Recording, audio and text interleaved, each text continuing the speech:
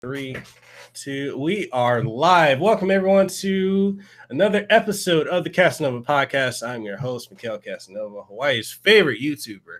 Yes, I'm owning that title. And, and I've got with me some very special guests. I've got the one and only Pelvic Gaming, Lady Pelvic. Go ahead and introduce yourself.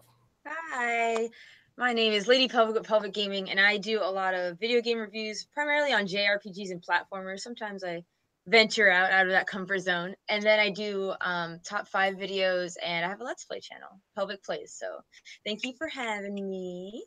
Awesome. Appreciate being here. We also have the one and only Shintai. Shintai Review. Go ahead and introduce yourself. Hey everyone, this is Shintai. I have a kind of a video essay, long form review type of channel. I often talk about RPGs and action games similar to like Devil May Cry. So if you're interested in that, go ahead and check out my channel. All right, and today, guys, we're gonna be getting into a lot of gaming JRPG stuff, and possibly even some Nier discussions. I've been kind of teasing this with these guys, but you ain't ready. But let's go ahead and get into one of the topics that we have for you guys today. Is what got you into gaming / what makes you passionate about gaming? So whoever would like to start, whichever of you guys. Okay, well, I know for sure, like if we're talking about like the very first game I ever played, it was actually A Link to the Past on the Super Nintendo. And there's a cute little story behind it. So I was actually like, not even joking, I was like 3 years old at the time. And it was actually my dad that was playing it. And I think he had gotten like frustrated or something with a part of the game. He died and he's just like, fuck this. He like threw the controller and I was on the bed with him, watching him play. And then he's this is how he tells it. He left the room, came back, saw me playing it with the controller upside down. Precious. And he was saying, for one, I was a 3-year-old, and two, I was playing upside down, and despite that, doing not too bad. Hey, let him know. I actually do vividly remember, like, there was like a year or two after that where I do remember playing games with the controller upside down for I don't know why. Eventually, I outgrew it, and it was really weird. But as far as like the game that like really got me into gaming, like that was the first one that sparked the fire, I guess. But I don't know if I can pinpoint like the one game. I think it was just like I just kept playing games, and then eventually I just really got into it. I don't think there was any one game in particular that made me just be like, oh yeah, this is why I should play games. It was just like it was part of me when I was so young, and it's just always been a part of me ever since. Awesome. Lady Pelvic, go ahead.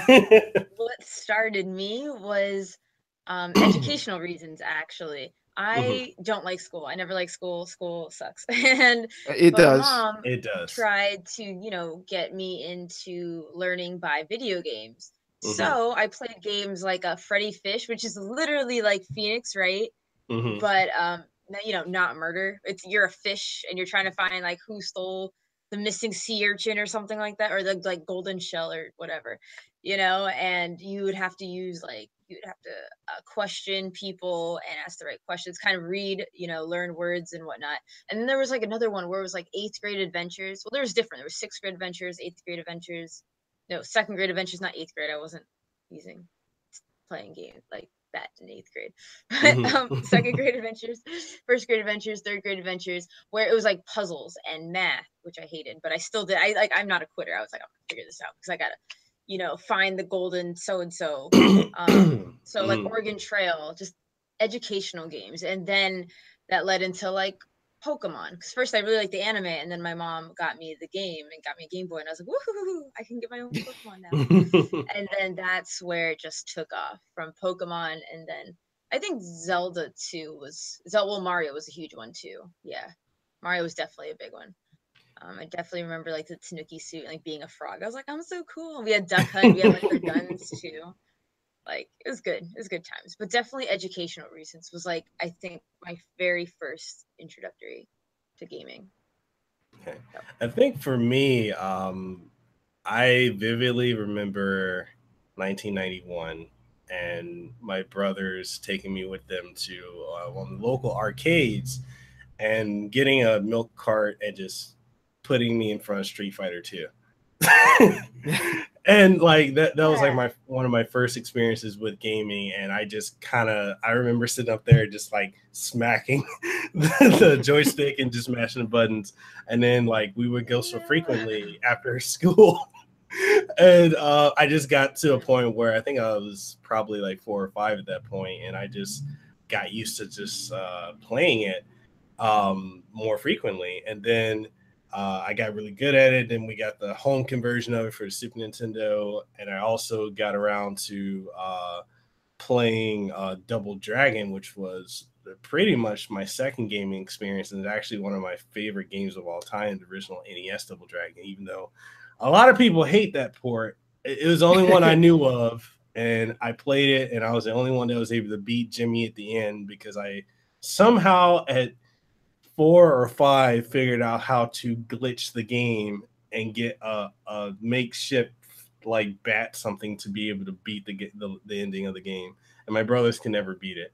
So that was kind of my first experience with it. And then like constantly we would go to like Blockbuster and Hollywood Video and just constantly just rent games all the time.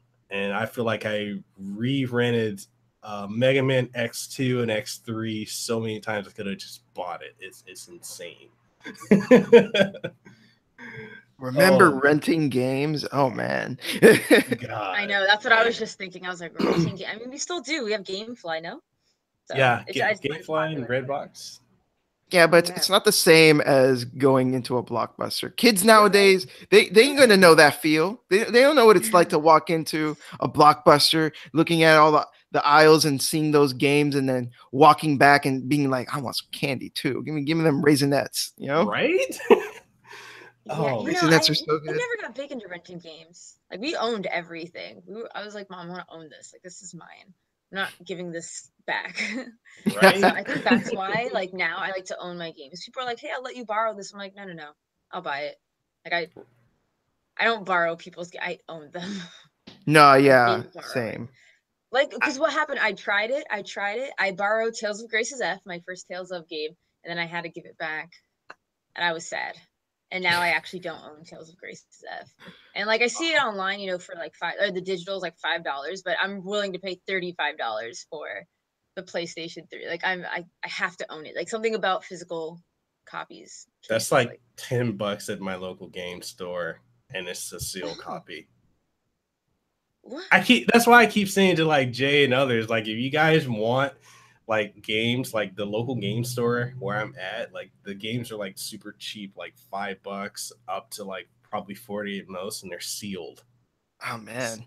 So I'm so jealous. Like $10 for Grace's F. That's a steal. And like people have no idea, like the people that work there have no idea like the pricing. They're like, oh, they're not gamers, so they'll just slap the cheapest price on it. Yeah. That's how I was able to get Marvel vs. Capcom 2 for the Dreamcast with Power Stone 1 and 2 and Skies of Arcadia and Grandia 2, all sealed, total for $15. What? I shit you not. How? $15. That same gaming store. Oh my god. Book off. I need a store like that, like right next to my house. Like they just don't care. They're like, oh, this is an old game. Like no one cares. Like, oh man. And it's insane. Like I've been thinking about doing like a video series where I just go up and book off and just pick up games and be like, can you believe the price of this? Like I've been thinking of doing something like that because it's insane that the amount of quality games that they have in there that are sealed. Some are open, but a majority of them are sealed, and the prices are so dirt cheap. It's like if you need to build your collection, you could easily go there. Like the only things that they don't have is like Sega Saturn stuff, which I'm desperately trying to get some Sega Saturn games, but it's almost impossible to find that out here in Hawaii. But I never grew up with the Saturn either. It always kind of, whenever I look at the Saturn, it always feels like this alternate universe machine. Right? Like oh man, if PlayStation didn't dominate, would it have been the Sega Saturn? Like that's weird to me. So Right? it's this weird anomaly that I'm like, I want to play the Sega Saturn and see what's up with that. I just want to play it purely for Panzer Dragoon Saga. Like I've never played that. Everyone's like, "Oh, it's amazing." I'm like, "Yeah, it's $500 for me to get that game. It better freaking be amazing."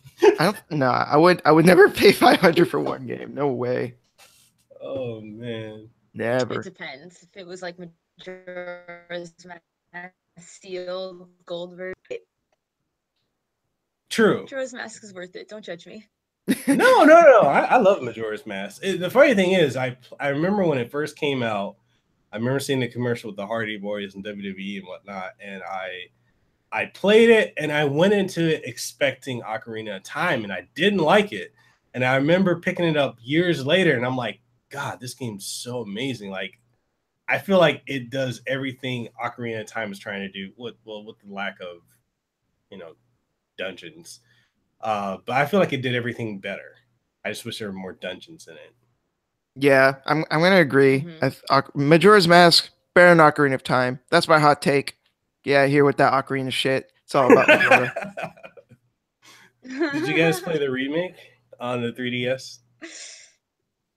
I beat Ocarina of Time on the 3DS, but I haven't gotten around to Majora's Mask yet. But I will say, like, I don't know if it's because I've beaten and I don't know if it's because I've beaten Ocarina of Time so many times now. But like, when I beat the 3DS remake, I was a little bored, to be honest. Like, but again, I've beaten Ocarina of Time, like, dude, I don't even know how many times as a kid I've beaten that game so many times. So I think it's more than anything else. It's just I've played that game so much, I'm too familiar with it. So I didn't have as good of a time with it playing the 3DS version. It was a good version though. Like, it's arguably the best version. Yeah, I liked Ocarina. I mean, I still like Ocarina of Time. I feel like I like because of nostalgia reasons. Because when I played it, I didn't hate it. Like, I still enjoyed it. Don't get me wrong. But also after playing like Link to the Past and stuff, I was like, I see things missing. Yes. Yeah. Link to the You know what I Past, mean? so much better. So I understand, because Ocarina of Time was my first Legend of Zelda. So to me, I was like, whoa. Yeah. But to everyone else, it was, Link to the Past. And sometimes like the first just straight up Legend of Zelda, which I told myself I'm gonna play all the Legend of Zelda games, but Legend of Link and Legend of Zelda, I look at those games and I'm like, I don't wanna. Yeah, it's those games are hard as shit. Yeah, dude. I tried to play Link's Adventure, and I'm like, oh, okay, they're going like a Castlevania 2 route with this, the side scrolling, whatnot. Except his sword is literally like that big. Right? It's like It's like you can't do shit with it. And like the amount of damage you take. Oh my god! Like I broke the controller trying to play that one. I'm like, I that's on my permanent shit list of games I'll never play again. It's too brutal. Good God. Oh goodness. So anyway, you definitely should. Just don't break a controller. I will. No promises. You're gonna have to do a review on it. You're gonna be like, "This is the greatest game." No. Anyway, so what got you guys into RPGs and its various subgenres? Because I know that's one of the primary focus of both your channels and content. And again, thank you guys for introducing me to Nier. So you're very welcome. I'm really trying to bait you guys into a Nier topic. Oh God. I mean, we could just talk about how much of a fucking weirdo Yoko Taro is. Like, see that video where Keiichi Okabe won like an award for like, oh, the best music, and then Yoko Taro's like on the floor and he's just like, I'm super salty right now. Stop giving me awards. Best. I love him. I really, really do. He's a wonderful human He's being. the realist. I just- He's the absolute realist game developer that ever developed. Like, he's so good. Yep, I love him. But so back to topic. See, I'm trying to stay on topic. I'm trying. I'm really right. You said what got us into RPGs and JRPGs. My first JRPG. Well, if you count Pokemon as a JRPG, it'd be Pokemon. So, I mean, it has all an RPG technically.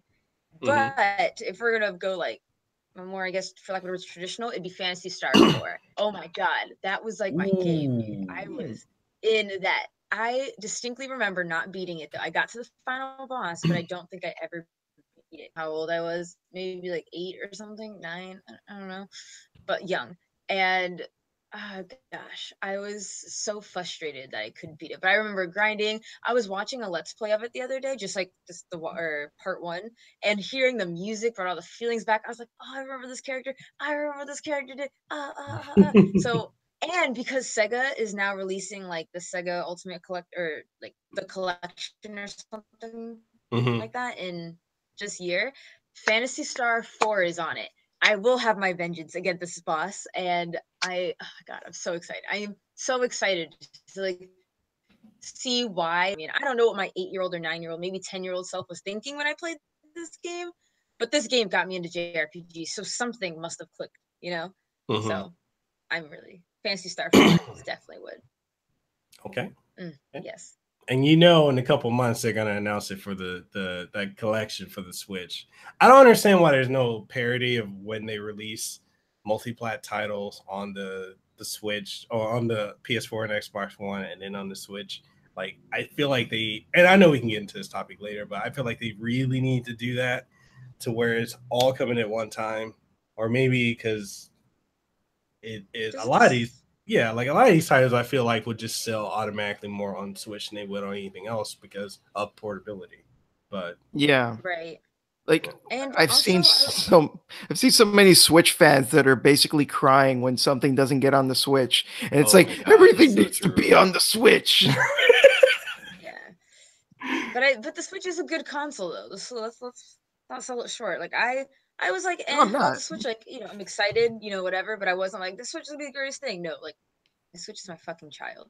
So bring that thing with me everywhere. Holding but it tightly. I do think though, doesn't it have a different?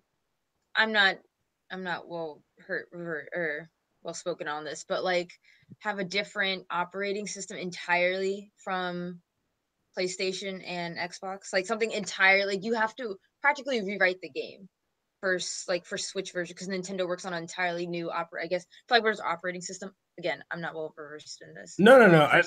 I don't think. I think the biggest thing for Nintendo, the hurdle is the cartridge restraints, because a lot of the cartridges that they're releasing now are, I think, 16 gigs, where they need to have like 32 and 64 gig cards, because a lot of games that you'll buy, either half of it's digital, like you'll have to do a download and it eats up your internal storage. But I think they are about to start releasing 32 and 64 gig carts for the games eventually later on this year. And I think they also have hinted at 120 gig cart, which would make sense because like a lot of these games that are coming out on multi-platforms, like when they're done installing on PS4 and Xbox One, they're like close to 100 gigs anyway. Like if of The Witcher 3 coming to the Switch is true, they're gonna need 100 gigs for that. So I don't, dude. I feel like the Steam will out of the fucking Nintendo Switch will fry it, right? Yeah. Like, there's no way you can, like, I remember Tabata was saying shit like, oh, we might put Final Fantasy 15 on the Switch, and I'm like, yeah, the mobile version. It would have to be, yeah. I mean, I know that if they rendered everything in the Unreal Engine 4, the Switch can handle it. It'll just make it look muddier, like texture-wise, but that's what they did with Doom. Like, you can play Switch on the Doom, but it's like half the frame rate, and it's all on low settings. Yeah. I mean, it's still Doom on the Switch, which is cool, but like you are getting like a significantly stripped back version. Yeah.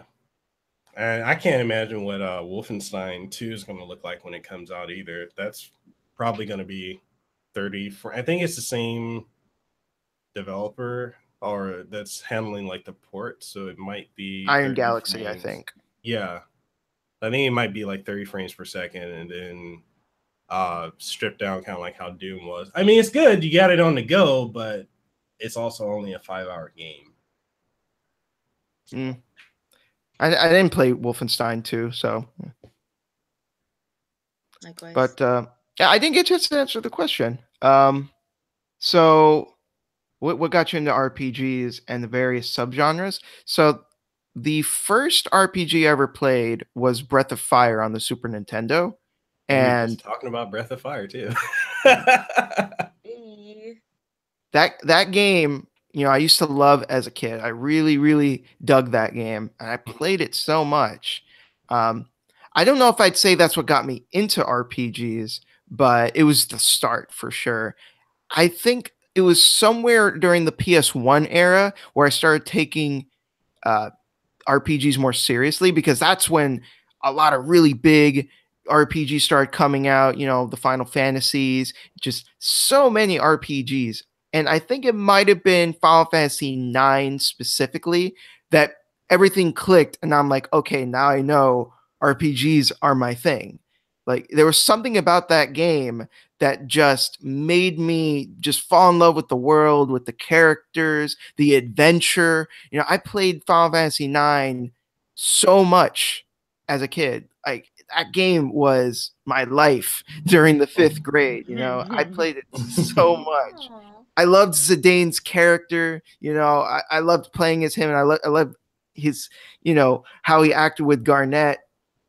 Everything about that game just like clicked with me so hard. To this day, it's one of my favorites in the series, and I've replayed it like at least like 5 or 6 times or something like that. Which, I'm pretty, when it comes to replaying games, I don't replay games often because I'm usually the type of person where I'm like, done with this, let's move on to something else. But so when I say like, oh, I've played this game like 5, 6 times, that doesn't happen often. There's something special about FF9. Yeah, I would say that is what like really sparked everything. I think for me it was Final Fantasy VII, and Yeah. basically for me growing up, because English isn't my first language, it's actually my second. When I was growing up in Western Samoa, my mother could never really get me to just enjoy reading, or reading anything in English. So she ended up looking at the fact that I was a big gamer, and so what she did was she got me Final Fantasy VII on PlayStation 2, and she's like, "Here, just play this." And at first, I didn't like it because I'm like, "Oh, this is just I'm not patient," but I stuck with it, and I got so engrossed in the story. Like I would do all the side quests. I was doing the chocobo breeding part, and like I was so into it. And once I beat that, I got into Final Fantasy 8, then I got into 9. Also, Final Fantasy 9 is actually my favorite. I know a lot of Yeah. people say 6. I played 6 later, and I'm like, 6 is good, but 9 is better. Damn, I haven't actually played through 6, so I can't say, but yeah. Well, I'll tell you, 9 is better.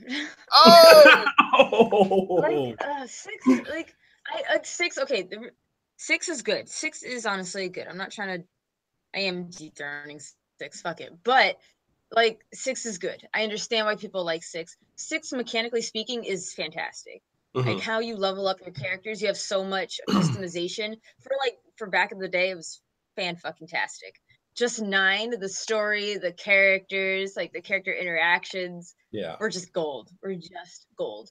Whereas 6, I felt like there's a lot of characters, and not all of them completely melded well. Like Cyan was the only person I was like, wow, invested in. Everyone else got a story. Like Tara, I was like, okay, I see you. Stetzer, okay, I see you. But Cyan though, oh my god. I was weeping for that man. Oh my god. Cyan like hit me hard. But everyone else, I was like, whereas like 9, I was in it. 9, I was just like, oh my god, this character, that character. What's happening? This is so funny. Why? Like it's gold. It's just gold. the characters feel so alive, and Yeah. the world, the game manages to really capture this sense of adventure, and they do that through the way that you explore the world. And the world feels like it has so much history to it, and there's all these little details that if you pay attention to, like everything ties together in really interesting ways. 9 is the shit. It's so good. Love that game. 9 is so good. I like blew through 9. I remember when I was first playing it, I got to like the crystal cave, the crystal area, whatever, like the final dungeon. And I'm pretty sure I got there like within the week. I could not put that game down. So I purposely had to like stop playing because I didn't want it to end. I was like, I'm here, guys. I'm here. So I put the controller down and I didn't play for a while because I didn't want it to end. Then I was like, okay, I need to figure this shit out. So yeah, especially back then too, because when you're a kid and you have a game, that's all you got. Can't. You're not when you're an adult, you could just like buy whatever games you want or whatever. So you've got too many games. When you're a kid, the games that you have, you played them, and when it came down to like finally finishing them, I feel you. Like it would be hard. I remember, I was talking about Breath of Fire. Like I must have replayed Breath of Fire like a bunch of times as well, because that's all I had, and I didn't want it to just be over. I wanted to like keep the experience going, keep the adventure going. Yeah, I was gonna say the only thing I dislike about Final Fantasy IX is the card battle system, because I got hooked on the card battle thing on Final Fantasy VIII to the point my mom took Final Fantasy VIII away from me because I would sit up and play just the card thing. I was playing that for hours. I think at one point she's like, because she would sit and sometimes and ask me about the story. Oh, who are the characters? What's going on? And so with 8, she would ask me, oh, so where have you gotten in the story? Oh, I haven't. What are you doing? I'm playing cards. Like, are you gambling? No, I'm just losing most of my rare cards, but I'm gonna win them back. So I got this. And she's like, I don't want you getting into gambling. So she took the game from me. Wow. Oh no. I will say that Final Fantasy VIII's card game is way better than 9's. Like, I don't usually give 8 too many props because I have a lot of problems with it. But I will say that the card system, the card game is way better than 9's. 9's, I was not a fan of the card game much. And they forced you to play that at I think they Disc did. 3. Yeah. Yeah. There's like a tournament or something. They did. I was like, it did too. They gave you a shitty deck of cards to play with. I'm like, So I guess we can segue into Nier. He's not being subtle anymore. He's not even being subtle anymore. He's just like, okay, that's good. Final Fantasy 9, Final Fantasy 8, cool. So Nier. Well, I mean, think about it. I mean, what if Yoko Taro made a Final Fantasy game? I would so be for him making Final Fantasy and getting rid of who's it? Yeah, Tabata and Nomura. Yeah. Okay. Well, I want to give Tabata at least like a little bit of slack, because Final Fantasy 15 was not his project. He came in and tried to like fix what was there. So I don't, whether you love or hate Final Fantasy 15, if you hate it, I don't think it's totally fair to put the blame on Tabata. He just tried to fix what was there. Nomura, though, fucking Nomura, man. I don't know about that, dude. He's a great character designer, but when it comes to a story, no. I disagree. No. I don't think he's a great character designer. I think he's a great artist, but his character designs are like belts on top of chains, okay? You can't even fight me on that. Okay? You can't even fight me on that. I love it though. Look at Lulu. She's literally 70% belts. I love it. Okay, I'm not. I had a crush on Lulu when I was a kid. Yo, I love Lulu. I'm trying to think of, but belts, man. I love Lulu too. Hold on. I'm free. I think it's Fujisaka Oh my god. All right, the guy who designed pretty much everything in Kimihiko Fujisaka, he's the one who did Drakengard 3's art and then like pretty much all of Terra Battles for that mobile apps art. And I'm pretty sure he did Terra Battle too. I like his character design. Okay. All right. First, talk about good character designs. Fine. He's a great artist. Character designs are if hit or miss. Riku, it's not doing it. Kingdom Hearts 3 Riku, it's not. He gave us a fucking car key for a keyboard. Like, what's happening right now? He just gave us Noctis with silver hair. You know, like I was like, ah, Nomura. Okay, so you know, maybe Shintai has a point. Fine.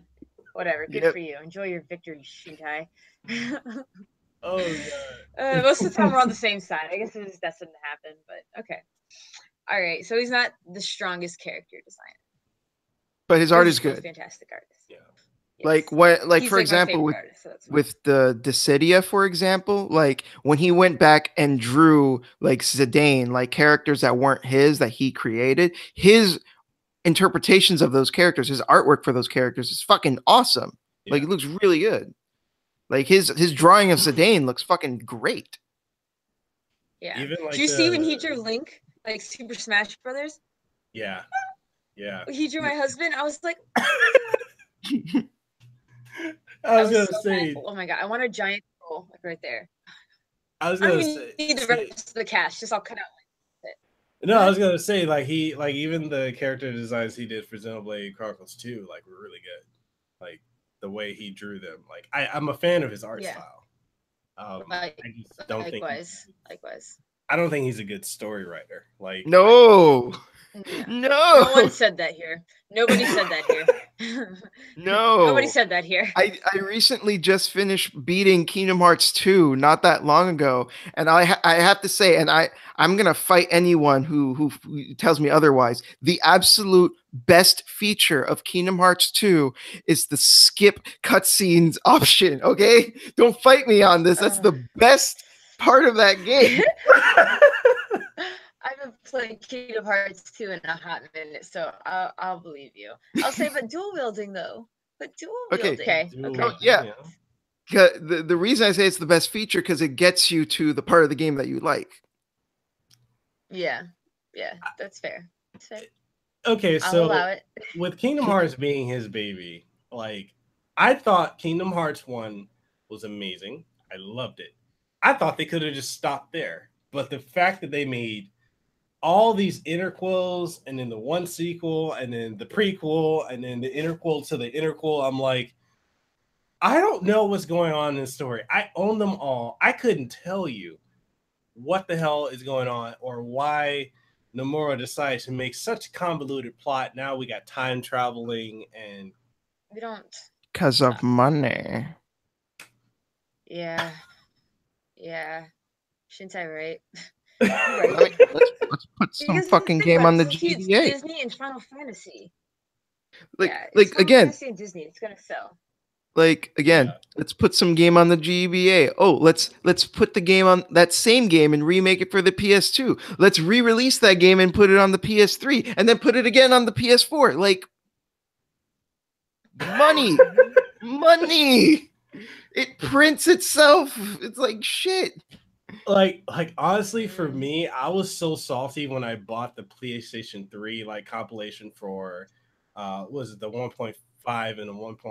And the 2.5. 1.5, 2.5. Yeah, and then next thing I know, oh, okay, we're getting both of them on the PlayStation 4. The same thing they did with Final Fantasy X HD collection. And on then the PS3, I'm like, you know what? Square. And the PS4 versions run at 60 frames per second. They're better versions compared to the PS3 version. So it's like it burns even more because like if they were the same, then it's like okay, whatever, it's not a big deal. But these are technically better, so it's like ugh. Right? Yep, I got burned by that too. I was pretty pissed off. So but then I waited till it was like $20-$25, and I was like, I don't feel bad anymore. See, I needed that fragmented passage. I need to do what you do because you typically the minute it's announced and it's available, I'll go buy it, and then like in a week or so, I get burned. I'm like, these motherfuckers. See, like there's only certain games that I will buy immediately. Like for example, Horizon Zero Dawn, I knew not to buy right away because I was like, there's gonna be a DLC, and now there's like the game is coming out like just with the DLC included, you know. So I'm like, Yeah. I was gonna buy Final Fantasy 15, the Royal Edition, until I heard they're releasing 4 more episodes that are gonna release like go into 2019, and the Royal Edition doesn't include those 4 episodes. I was like, Whoa, you can go really? fuck yourself, sir. Yes. Yeah, no, 100%. I'll link you guys to an article. No, so I was like, how are you going to give me the Royal Edition? You know, the Supreme Edition, fit for royalty. That's not complete. Bitch, if I'm royalty, I have the right to like, oh my god, to put your head on a platter, dude. Like, what the fuck is wrong with you? You don't do that. Oh god, I was so angry. Sorry, I just like went off right there. But you know what I'm saying? That's not royalty.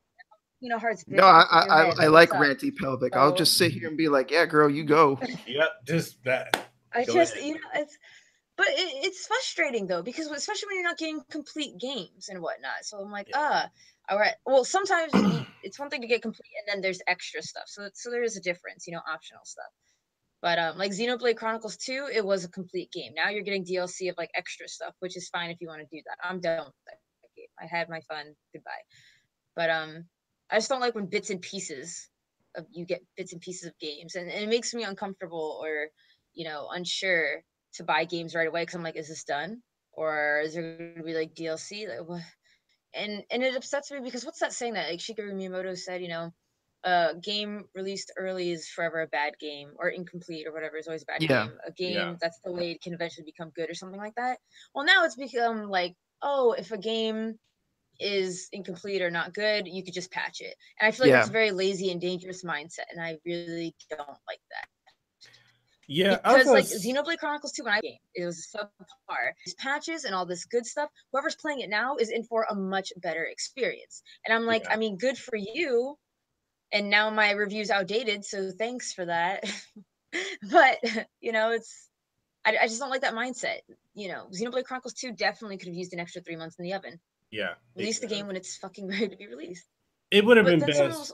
They should have released. No. I was gonna say they should have released it. It could have dropped this month or last month, as opposed to just rushing it to December. You know? So Mekel, I know. Heard. Oh, sorry. Go ahead. I was just gonna say, Mekel, I know you're a fucking Yakuza boy, just like me, and you know that when the Yakuza games come out, they're fucking done and they're filled with tons of content. So you can buy those games day one and not feel an ounce of guilt. Yeah. And I think that's one of the things that, especially like if we were talking about Final Fantasy 15, I bought it day one. I bought the collector's edition. I have the, I bought the season pass with it. And then the next thing I know, they had the additional content, like the multiplayer and stuff came out, and then they released, before they even announced the Royal Edition, I believe there was like a month or a couple weeks before, they had a sale where you can get, you know, or you can buy it digitally and you can get all the content. It's like $30. It kept popping up in PSN and Xbox Live. And so I ended up buying that for the Xbox One, because I have it on PlayStation 4, but I also bought it on Xbox One because I have the One X. I want to see it look better. The next thing I know, they're like, oh, we got the Royal Edition. And then it's like, it's got extra content that's not in the one that you already bought. It's like, what the fuck? And then they're like, we got the Windows Edition. I'm like, yeah.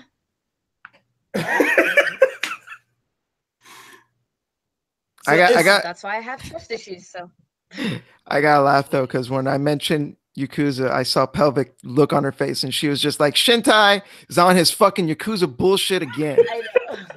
I know. I was like, he's trying to tempt me. Try to tempt me. One day. One of these days, I'm gonna get you in the series, and you'll love it. I promise you. Yeah, you will. My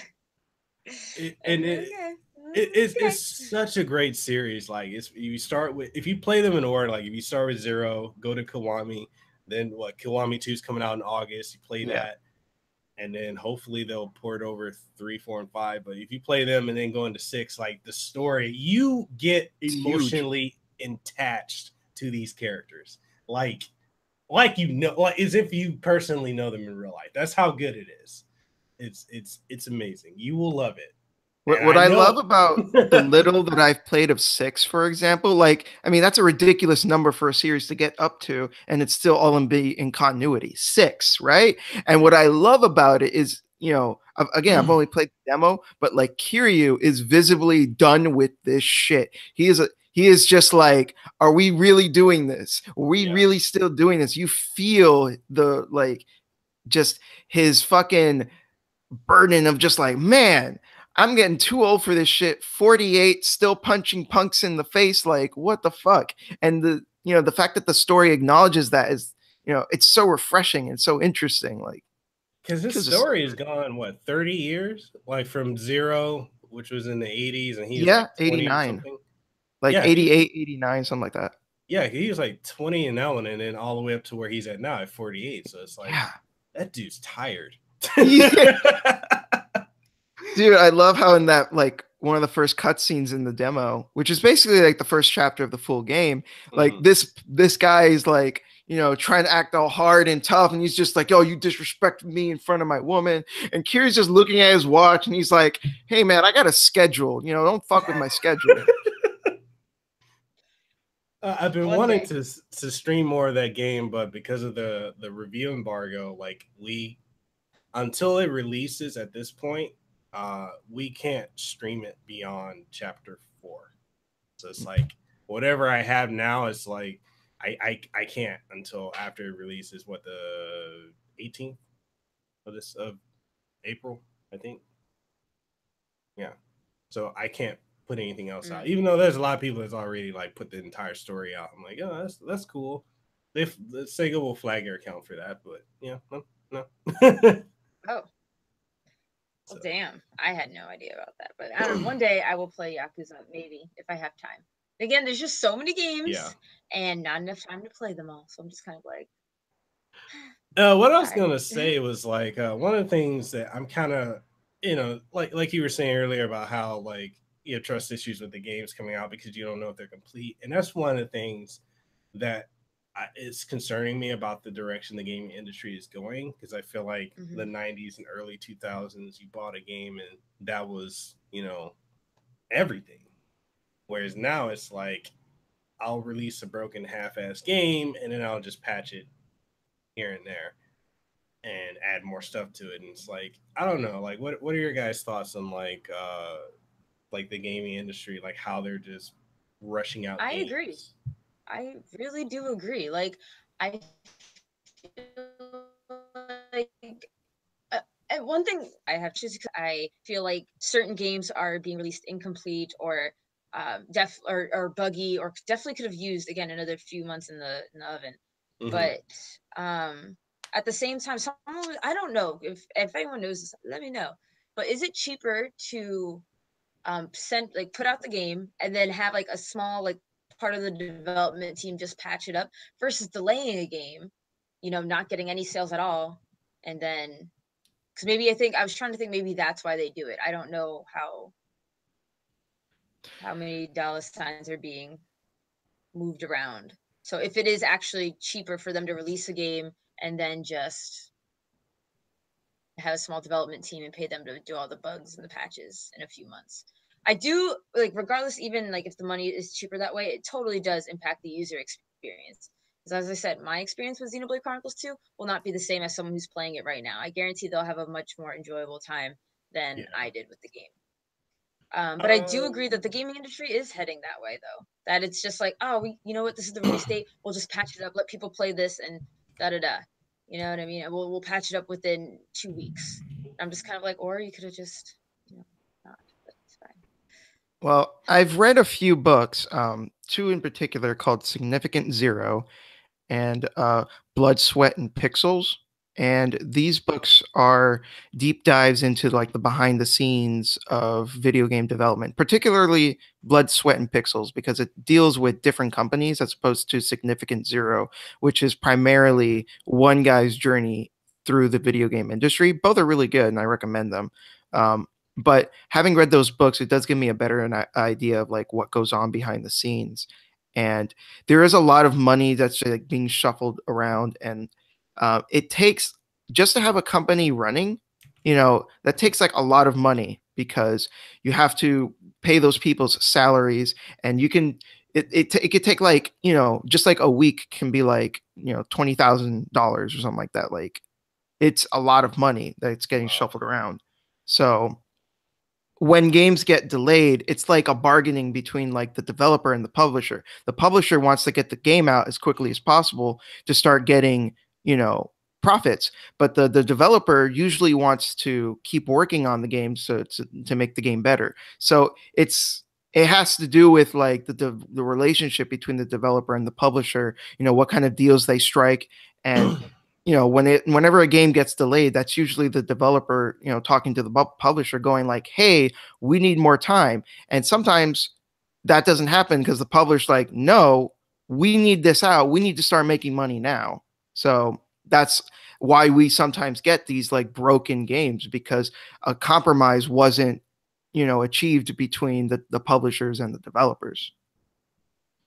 And I kind of feel like the more we're pushing towards, especially with this generation of gamers that are wanting more and more realistic looking games. I feel like, and I could be completely wrong here, but I feel like a lot of Japanese developers are kind of like, how do we really? Because their whole thing is not really so much as making more realistic games as it is making more content heavy games. And the difference in the Eastern gaming market and the Western gaming market, and the more the West is focusing on graphics and realism, the harder it's getting to a point where we're going to have these complete games because they're putting so much into how it looks.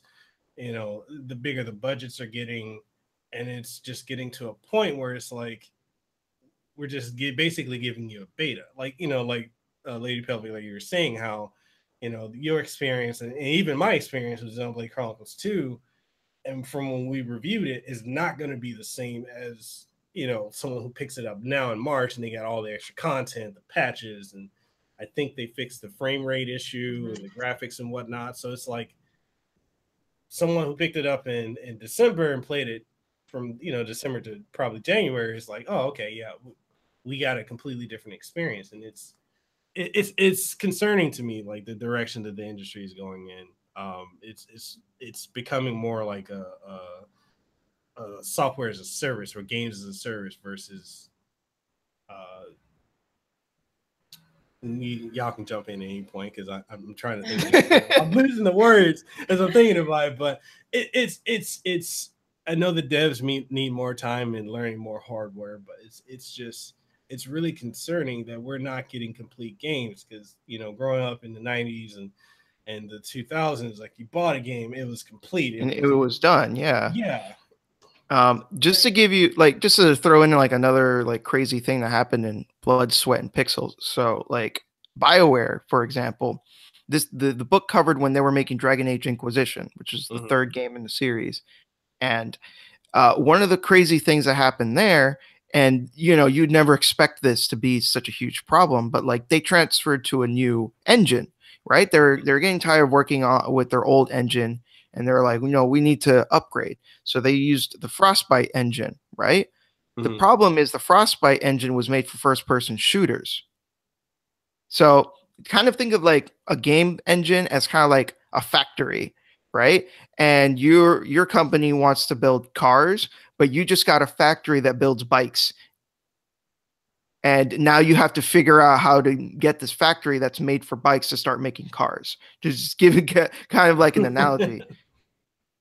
So like go ahead. Yeah, that's why. So that's one reason why Dragon Age Inquisition, for example, got delayed as much as it did, because they were wrestling with this engine that was not meant for RPGs. It was meant for first-person shooters, and they were having to fight with it like tooth and nail, like every step of the development, like just crazy as shit. Like they could, like for a while, they didn't even have like a third-person view because the game was made to be in the engine was made to be in first person. So they had to like do weird shit with the engine to convince it to like display a character model that represented your character.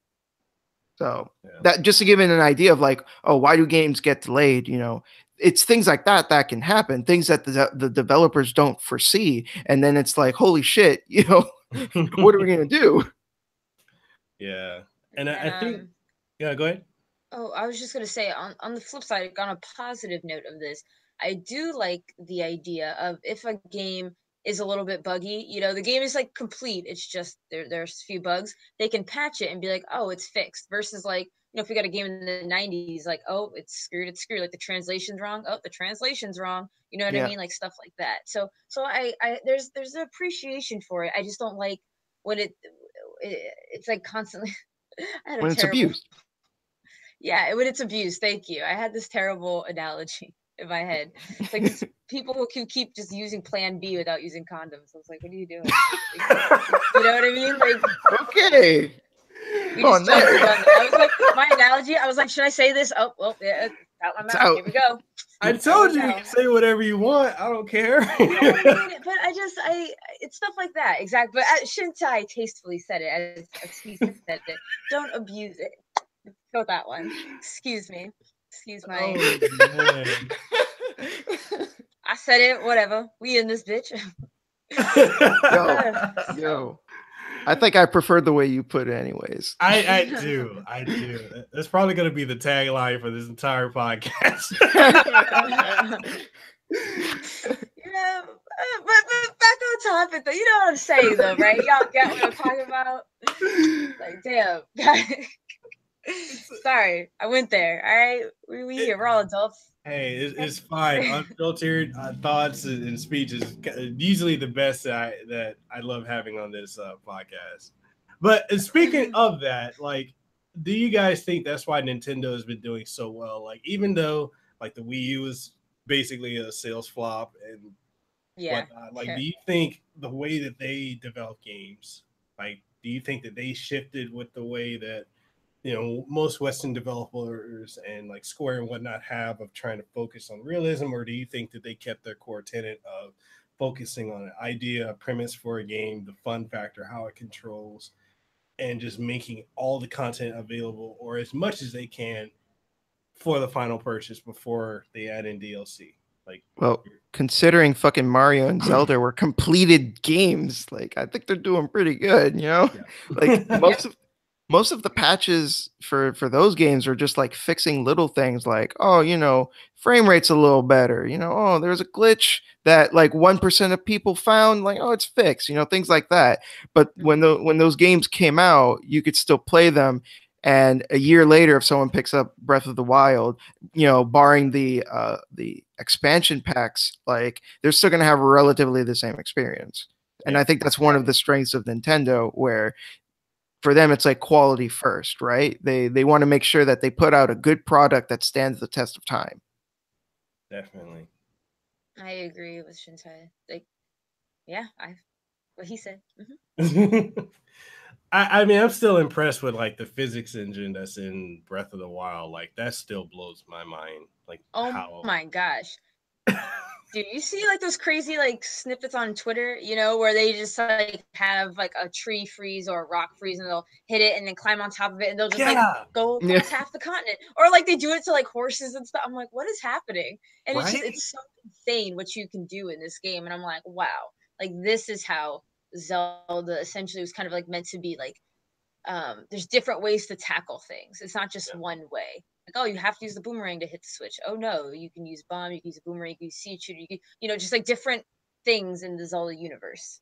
Yeah. And I'm just like, wow, this is what it was meant to be. I remember seeing this one video. It was nuts. Like, it was in a shrine, and like the entrance was here, and then like the end of the shrine was like close by, but you're not supposed to get in, until you solve the puzzle. And this guy just did some crazy shit where he like, he got on his shield and then he threw something and then he jumped on it and then got over to the end. And I'm just like, how the fuck did you do that? Like, it's all these crazy tricks. Like, what? I love calling it like, I love to call it the legend of I did not know I could do that, because that game. I've never heard of that, but I like it. My friend did the same thing. I was stuck. There was like 3 fire pillars that I had to get on the other side. They just made a fire. I could not. And there was like a boulder. I was like, I knew you had to move the boulder on top, but I didn't know how to get around because I could cover like 2 of the pillars. My friend's like, give me the controller. I was like, what are you doing? My friend is like one of those guys with shield jumping guys you were telling me about, Shintai, just some random stuff. He pretty much had the rock like hit Link into the fire, like through the fire, and I got to the other side and I got the switch or whatever. I was like, wow. I mean, I took damage, but I went in there. I was like, I don't think that was the way I was supposed to do it, but still counts. Whatever. You know what I mean? And that game is just wow. That's You're one right. thing I like about the game is like sometimes you can find your own way to do it, even if it isn't the intended way. Like I remember there was a shrine with like a weird puzzle, and I was just like, man, fuck this puzzle. So like it was like an electric based puzzle. I was supposed to like activate a switch with the electricity. So I said, Yeah. fuck the switch. I just threw a bunch of like weapons on the floor and connected it to where it was supposed to go. And I was just like, Oh yeah, I did that too. Yep. it's like, Yep. screw this puzzle. I'm gonna do it my way. Right, and that's the thing that I find so interesting about people that actually hate Breath of the Wild, and they say it's because it's not a standard type Zelda game. And I'm like, I don't think Miyamoto wanted it to just stay one static formula for the entire series. Because if anything, you can look at what was the Twilight Princess Mm. as proof of they stay with one formula. And for me, when I play Twilight Princess, yeah, it's pretty. It's basically a prettier Ocarina of Time, but I felt it was stale in comparison to like Wind Waker with the sailing, and I felt like, even with Majora's Mask with the whole time travel, the back 3 days and slowing time, it's like each game should have its own unique experience instead of trying to stay the status quo. And that's what I really enjoyed about Breath of the Wild. It's like this is truly something new. Like nobody's doing it. And I also feel like for me, Breath of the Wild killed off Horizon Zero Dawn because I got Horizon Zero Dawn. I got a review copy for that like a week before it launched, and I'm like, oh, this is the greatest game ever. Then I played Breath of the Wild. I'm like, fuck Horizon Zero Dawn. I'm all about. Dude, I was playing Horizon Zero Dawn. I was about to jump off a mountain until I realized, wait a minute, I'm not playing Zelda. I can't do that. Oh So man. I like Breath of the Wild. I do, excuse me, understand some of its criticisms. That being, it didn't particularly do anything new, or like groundbreaking for the genre itself. Like it's still like kind of like a survival open world game. Yeah. So, when you look at other open world survival games, I'm like, oh, okay, like, you collect things, you build things, and blah, blah, blah, blah, blah. Like, cool. Now, for a Zelda game, like, did it break boundaries for Zelda? Yes. Did it break boundaries for, like, a game, like, just the genre, like, oh my God, this is new, I guess breakthrough? Like, I wouldn't say so. Great experience, great game, love the game. I just think Needed more dungeons. it It really did. did. It did. It did. Because, like, here's the It thing did. with Breath of the Wild, where they consistently said that they were going back to the well and they were going specifically back to Zelda 1 because Zelda 1 had this kind of uninhibited sense of adventure where you can just go literally anywhere you want. Even though the dungeons were numbered like, oh, this is supposed to be the first dungeon or the second dungeon, you can say fuck that if you wanted to, and you can do dungeon 5 first and then do dungeon 2 or whatever. And the thing is, though, Zelda 1 still had dungeons.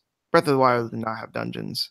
And I would say that the only actual dungeon in Breath of the Wild was Ganon's castle. And while, don't get me wrong, the divine beasts were cool, I kind of saw them less as dungeons and more like elaborate puzzles. That's kind of how, like, Yeah. almost like you were fighting a Colossus from Shadow of the Colossus in a way.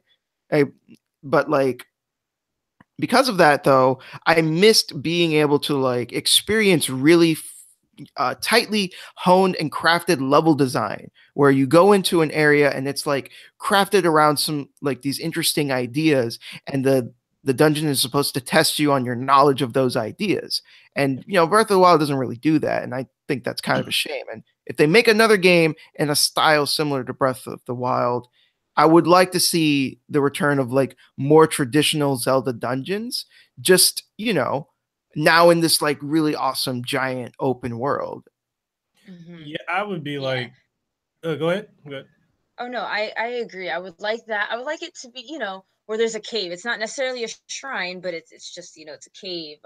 It's a crevice, it's a sinkhole, like kind of unexpected dungeons, if you would. Yeah. Like mini dungeons that aren't shrines, just like you're exploring and you fall into a sinkhole. Whoa. Or there's like a rickety bridge and like it actually snaps and then you fall into this whole nother, world Mhm. and whatnot. Like I think that would be so cool. you know, or like, oh, even like the oceans or something, you know, oceans or waters. If there was like a little part of ocean you can swim through, and kind of did what they did in Oracle of Seasons, where there's literally like a whole other map in Oracle Seasons underwater. I was like, oh, that's crazy. Or in Ages, I think it blew my mind, and I was like, that's what they need in, or even Sub Rosa when you go underground, like they just unconventional dungeons. So like, yes, more official dungeons, but also just like mini dungeons, mini areas No, to yeah, explore. I agree. And I also like one thing I didn't like about Breath of the Wild was like once you finish the Great Plateau, and you pretty much have all of the things that you need, right? Yeah.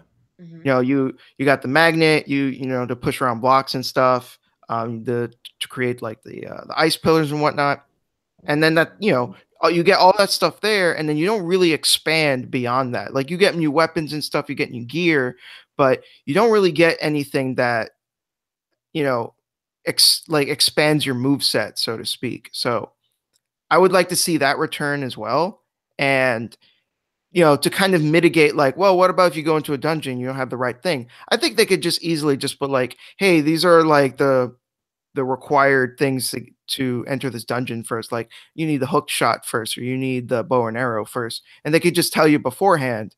And then you could still enter the dungeon if you want to, but like they just let you know ahead of time, like, hey, if you don't have this stuff, you know, you may not be able to finish it. And I think that'd be a nice compromise. Yeah, like I was gonna say, like what they could have done, which I would have been all for, given the physics engine, is definitely have thrown in the hook shot, because you could have hook shotted on something and swung around like Spider-Man, or like in Bionic Commando. I would have been all for that if they Yeah. had incorporated. But I think what they could have done with making the world map in Breath of the Wild as big as it was, you know, you got the physics engine. There's so much that you could do, and there's so much empty area where it's like you're just running from point A to B in the sense. And it's like I was thinking, what if they incorporated stuff from like what's the one that a lot of people hate? Skyward Sword. Like incorporate, you know, like the flying bird thing into it. Incorporate some of the dungeons, pull some stuff from A Link Between Worlds, or Ocarina of Yeah. Time, Majora's Mask. Like, you know, just in the sense of you've got a massive sandlot to play in, and you've got Yes. a shit ton of dungeons to go into as well. And then you got your little, you know, your shrines where you can get extra stuff if you want. It's not, you know, necessary. And then just way more to do. That's one thing. Like once I beat Breath of the Wild, once I beat the story, like even though I've got the DLC, I've not gone back and played it. It's just once I beat it, I felt done, and I have no incentive to go back in it even for like the additional content and play it. So I think they just should have added, just throw everything in there that they could, just get crazy with it. I would have enjoyed that. I really would have enjoyed more. I mean, like, yes, they obviously like kind of pay tribute to Majora's Mask by adding the mask in, like, or Fierce DoD. Like, I get it, but I mean, it would have just been awesome to see like Anju and Cafe, or like descendants of them, or as you said, like a bird. Like almost every JRPG ever always has a way to like fly around. You know what I Mm-hmm. mean? And they didn't have, they like, you could teleport. Like, I get it, you could teleport to certain locations and whatnot, which Mm-hmm. is fine, but it would have been like cool to have like not like elevations. Well, I mean, they did with mountains and stuff, but like only certain ways you can get in. Like, oh, you have to fly, you literally can't climb this mountain. You can have like all the, well, not can't, but you would really struggle versus if you just flew in there, or like Yeah, enter certain dungeons only by, you know, flying and yeah, whatnot. Have go do the Minish Cap route where they had like a sky dungeon and whatnot. Like, that'd be awesome. Are you kidding me?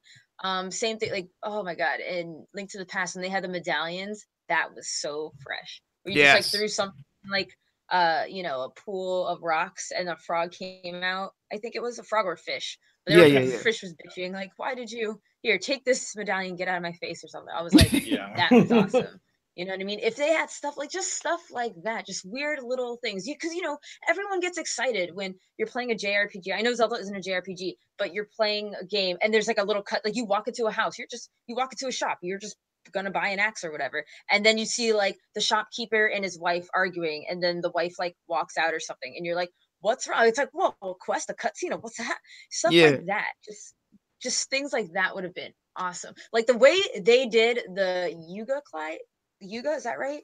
The Yuga clan. Yeah, that was awesome. Like Travelers, the first time I got hit with the Yuga clan, I walked up, this Traveler. I didn't really this was my first time before I realized, there was a name versus, I think it would just say Traveler if it was a Yuga clan member. Mm-hmm. Yeah. And, it was like, oh, I could see your future. And I'm like, oh, okay, cool. Like I got a side quest. I see your death. And I was like, and they started the battle. I was like, freaked me out, but it was awesome. Or the first time you see those dragons, I wanted more of that. And as you said, they have so much to play with. They have Skyward Sword, Minish Cap, Spirit Tracks, Ocarina of Time, Link to the Past, Link Between Worlds. Like how cool would it have been to see like a spray paint? Oh my god, a graffiti of Link. You know what I mean? Whoa, hey, I know where that came from. Oh, stuff like that. But they just didn't, and it's sad. Yeah. So I just ranted. I'm sorry. No, that's fine. Like, and one of the things I was gonna add into your rant was pulling something from a completely different genre, but I think it would work perfectly well in Breath of the Wild if they pulled kind of like from Grand Theft Auto, how they have Grand Theft Auto Online, where there's always something going on. There's constant missions and different things to do. Like, can you imagine Breath of the Wild with multiplayer components where people can just jump in and jump out? That would be freaking awesome. And there's always something. Create your own character. Yeah, Yeah. So it just, I feel like they could have gotten way more creative with it. But I feel like they were rushed. Could you imagine? Right? I get the feeling Pelvic would make a drag queen. What? I bet you'd create your own character and it'd be a drag queen. I don't know why. Really? Well, no response. Wait, did she freeze? Hey there. Oh no, did she freeze? Oh well.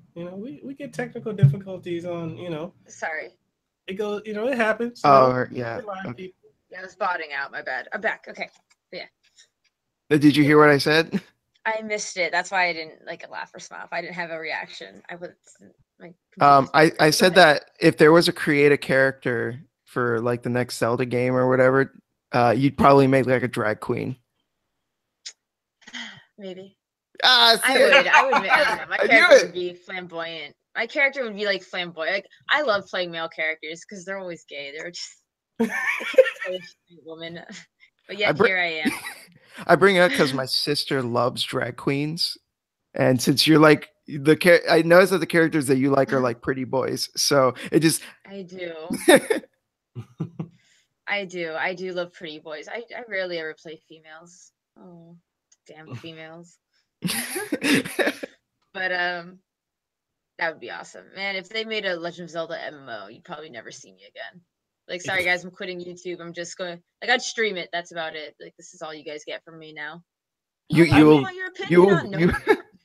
be the queen of like Zelda MMO Twitch. Yep, that's it. That's all I'll do. I mean, imagine how much money they everyone. Imagine how much money they could make if they did that. I mean, like, really, like, okay, we're going to take the Breath of the Wild physics. We're going to give you an open world. We're going to constantly add to it.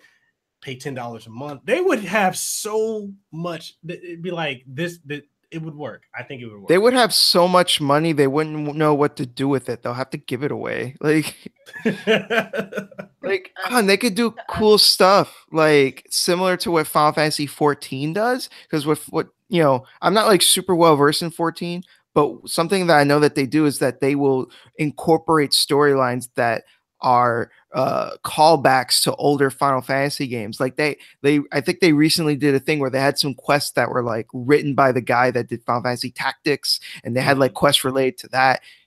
Imagine if they made a Zelda MMO and then you had of this awesome side quest that is like eerily reminiscent of like the side quest from Majora's Mask with Cafe. Is that his name? Yeah, Cafe. Yep, Cafe and Anju. Like imagine, Cafe and Anju. Imagine if you had this cool side quest that was suspiciously similar to that one. I'd fucking freak. That'd be Or awesome. like that, or just like I'm telling you, as you said, small things. Like you see just a troupe of a troupe of actors and actresses, like dancers and whatnot, but they're all doing the dance in Majora's Mask. Yeah. I would be like that's all, like that's it. There's nothing more to it. You just see that. People get excited. It just makes you feel good. You're like, oh my god, this is great. They remembered their own game. Good job. They didn't forget. Yeah, so I agree. It would be awesome. Or if they had like a Zora that's like, baby, like Mick, what's his name? Mekel Or Zora's could be a Majora's race Mask. that you can play as. Oh, that I would marry? Well, yes, I would. Be a drag queen that married a Zora man. So you're gonna make a gay boy Zora?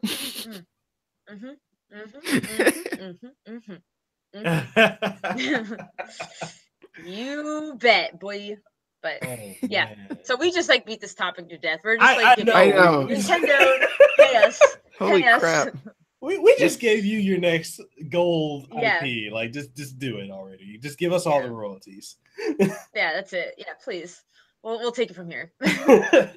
All right, so since we're on the topic of Nintendo, I want to get your guys' takes on like the Nintendo Direct, what you thought of it, and Pelvic, I know you did a video on it, but do you guys feel like there's too many Wii U ports, or do you feel like Wii U had a lot of solid first-party titles from Nintendo, but because no one really bought the Wii U, it kind of makes sense for them to re-release it anyway to get some type of profit or some type of return? I'm on the fence because it depends where you are. If you're like me and you bought all the things, like you bought Hyrule Warriors, you bought Yoshi's Woolly World. Well, that's not out yet, I don't think officially. But you bought Bayonetta 1 and 2. You bought Hyrule Warriors. Just anything on there. Just anything. Well, yeah, Hyrule Warriors, but there was another one. Oh, like Donkey Kong Tropical Freeze. There you go. I mean, just with the new funky mode. But if you bought all of these games already for the Wii U, yeah, I do feel like you're getting fucked. I'm like, well, thanks. And especially for Hyrule Warriors pissed me off because I bought that game. I bought all the DLC for it. And like the only one I didn't buy is I didn't buy the handheld version because I just didn't care to play it again. To be frank, even though like Tara is like one of the best characters ever, I love her, or Tetra. But she like, but you get dogged because like if you bought the 3DS version and you bought the DLC and then you're getting it now for $40, like I was like, man, you're kind of an ass. Like, why would you? Yeah. Why would you do that? However, now on the flip side, if you didn't buy a Wii U, you didn't buy any of the DLC, you didn't do anything with the Wii U, you didn't acknowledge the Wii U, then this is great. Good for you. But I'm salty because it's not good for me. I did support the Wii U. I bought a Wii. I bought all these games for it. So, and I get there's like pros and cons to it because some people retire games after, like I put my Wii U away. I was like, I don't play you anymore. Like and I don't really go back and play games. It's not really my thing. So I put it away. But some people like to replay games. So maybe they put their Wii U away and they're playing this. If you've never owned a Wii U, this is great. But goddamn, if you did, you're really taking it up the ass right now, and it's not pleasant. So I feel you. Yeah, I'm in the same boat with you guys in the sense of all these games that are being remastered for, and I'm just gonna call it remaster because basically, to me, that's all it is. It's a remastered version, and they're trying to get their returns on the games that they didn't make money off of, which I feel like a lot of the ones that they're pushing heavily, like Bayonetta 2, I don't think a lot of people bought that as much as they could have the first time around. I bought, so basically everything that came out on the Wii U that's come out again on the Switch, I've already bought again. And I understand like your frustration with it too, but I think a lot of it for me is just the benefit of being able to play it portably. And that's the bust. I told you guys. It is. I would also say though, like having played Bayonetta 2 on the Switch, and also the original Wii U version, the benefit is also that the Switch version plays better. It has a better frame rate, and the performance overall is just superior. So, I mean, but at the same time, if you bought Bayonetta 2 on the Wii U, you know, it's shitty because like, well, I bought a shittier version of a game that I can, you know, that is now available on the Switch where I can play wherever the fuck I want. So Yeah. mm, And I think on that note, I think Nintendo is just really banking on the fact that, hey, we can, if it's portable, people are going to buy it. yeah, I mean, I can't blame Nintendo for doing this because, like you mentioned, Wii U was a flop. No one bought the Wii U. Nobody liked the Wii U. And as a result, a lot of really great quality games came out on the Wii U that got forgotten, basically. And now they can have this second wind. Now's their chance, their time to shine. You know, on the Switch, which everyone likes, everyone's buying, everybody wants, and I mean, again, you know, you're getting more games on the Switch. If you feel that strongly about like Hyrule Warriors Definitive Edition, just don't buy it, the Switch version. You know, but I still feel the pain of like, yeah, you kind of got fucked. It sucks, but from a business standpoint, totally makes sense from Nintendo to do this, or at least release it at a cheaper price. Like instead of they did because it's $40 instead of $60 for the Hyrule Warriors. True. Yeah. True. So they did. So that like I get it. You're right. Like just don't buy it. Like I hear you, but I still feel addicted. I know. But like you're right, from a business standpoint, you're not wrong. You're truly not. I am just salty. That's I me. totally Yoko get Taro, you. salty as fuck. I totally get you. No, it's like one of the things like I've been hearing from a lot of people, especially in the Nintendo gaming community. A lot of them own also a PlayStation as well, and they keep talking about they're sick of the ports. And I'm like, if you think about it, I asked a lot of them, I'm like, do you guys not remember the first 3 years of the PlayStation 4? And they're like, oh well, yeah. They're like, well, that's not the same thing. I'm like, yeah, it is. Yeah, it is. It is. Yeah, it is. It is. So, you know, double standards. People have their fandoms and whatnot. Don't get me wrong. I was not happy about the PlayStation 4 either. I'm like, Uncharted, like we've played it. What are you talking about? Like, well, I haven't played it, but people have already played it. Granted, Uncharted, people love it so much they'll play it over and over. So good for them. But, yeah, there was a lot of ports over for the PlayStation 4. Yeah. Excessive amount. And I was like, there's no reason for me to get a PlayStation 4 day one. Whereas Switch, I bought that shit. I was like, copped. Got it. You know, the one thing that I think that should be on the Switch, and I think if it came on the Switch, it would actually sell out more than anything else. It kind of leads into our next topic. Well, actually, I don't think we really touched on it direct aside from the ports, but we can merge the two topics together. I was gonna say the Kingdom Hearts 1.2 plus 2. Or 1.5 plus 2.5. I think that would have made a lot of money on the Switch for Square if they did that. Secret of Mana remake would have made a lot of sense on the Switch. I'm shocked. Secret of Mana did not come on that one. I was like, huh? Yeah. That one was a bit weird. I agree with that. Kingdom Hearts, I mean, it should come out on the Switch. I mean, why the fuck not? But I also understand why it came out for play. I mean, Kingdom Hearts was raised on the PlayStation until that Nintendo 3DS game, Birth by Sleep, for some reason. But I think it was another one. But it doesn't matter. Whatever. Kingdom Hearts flip-flopped. But the main, where Kingdom Hearts like birthed from, it's Sony, let's be honest. Yeah, Birth by Sleep was on the PSP. I think I meant it was like 300 something over. Yeah, 300 whatever over my balls days. How do you even say the name of that title? My balls days. No, it's 300. I believe it's 352 or 300. Yeah, 352 over 2 days. I like my balls though. Well, I don't even know how to like finish this fucking statement now. Whatever. Oh man. But yeah. So that it's. Oh, but and one thing I do kind of like about port, like I'm not gonna say ports, but certain things. For example, The World Ends With You. That game is great. That game is fan-fucking-tastic. I love that game. I'll defend that game all day, every day. I don't think it's like the perfect game, but it was so much fun. It was so unique. It was a breath of fresh air.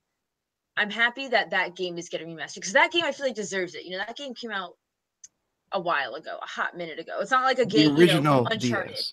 Yeah, the original DS. So that game came out a hot minute ago. Whereas like Uncharted 3 being remade or remastered for the PlayStation 4 or Uncharted 2, I was kind of like, I mean, it's older, but like Skyrim got like, you know, forever remakes, stuff like that, or like all these remakes ever. You know what I mean? Whereas like The World Ends With You was such like a low key game. Like it was good, but like it died down, and now it's like back up again with new content. Am I gonna buy it? No, because I play games once, and then I'll just let's play the rest. You know, I get it once, like I get it once, and boom, bam, I'm done.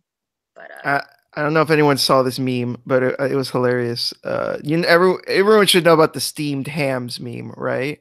Because it's everywhere. Like the Simpsons, the Simpsons steamed hams. No, no, I think I've seen that one. Yeah. Well, the point is like there's a scene where Todd Howard comes in and he's like, I have all these new names. And the guy responds like, names? I thought you said new games. And he's like, no, new names for all these Skyrim remasters. Like, There's been too many ports of that fucking game. I swear to God. Yeah. You got it in VR. You got it on the Switch. You got it. They have it in VR? Yeah. Yep, oh VR. God, I forgot that was. Oh my God. I didn't care. I'm telling you, I say all the time now, like Skyrim coming out for this smartwatch, you know, 2020. Right?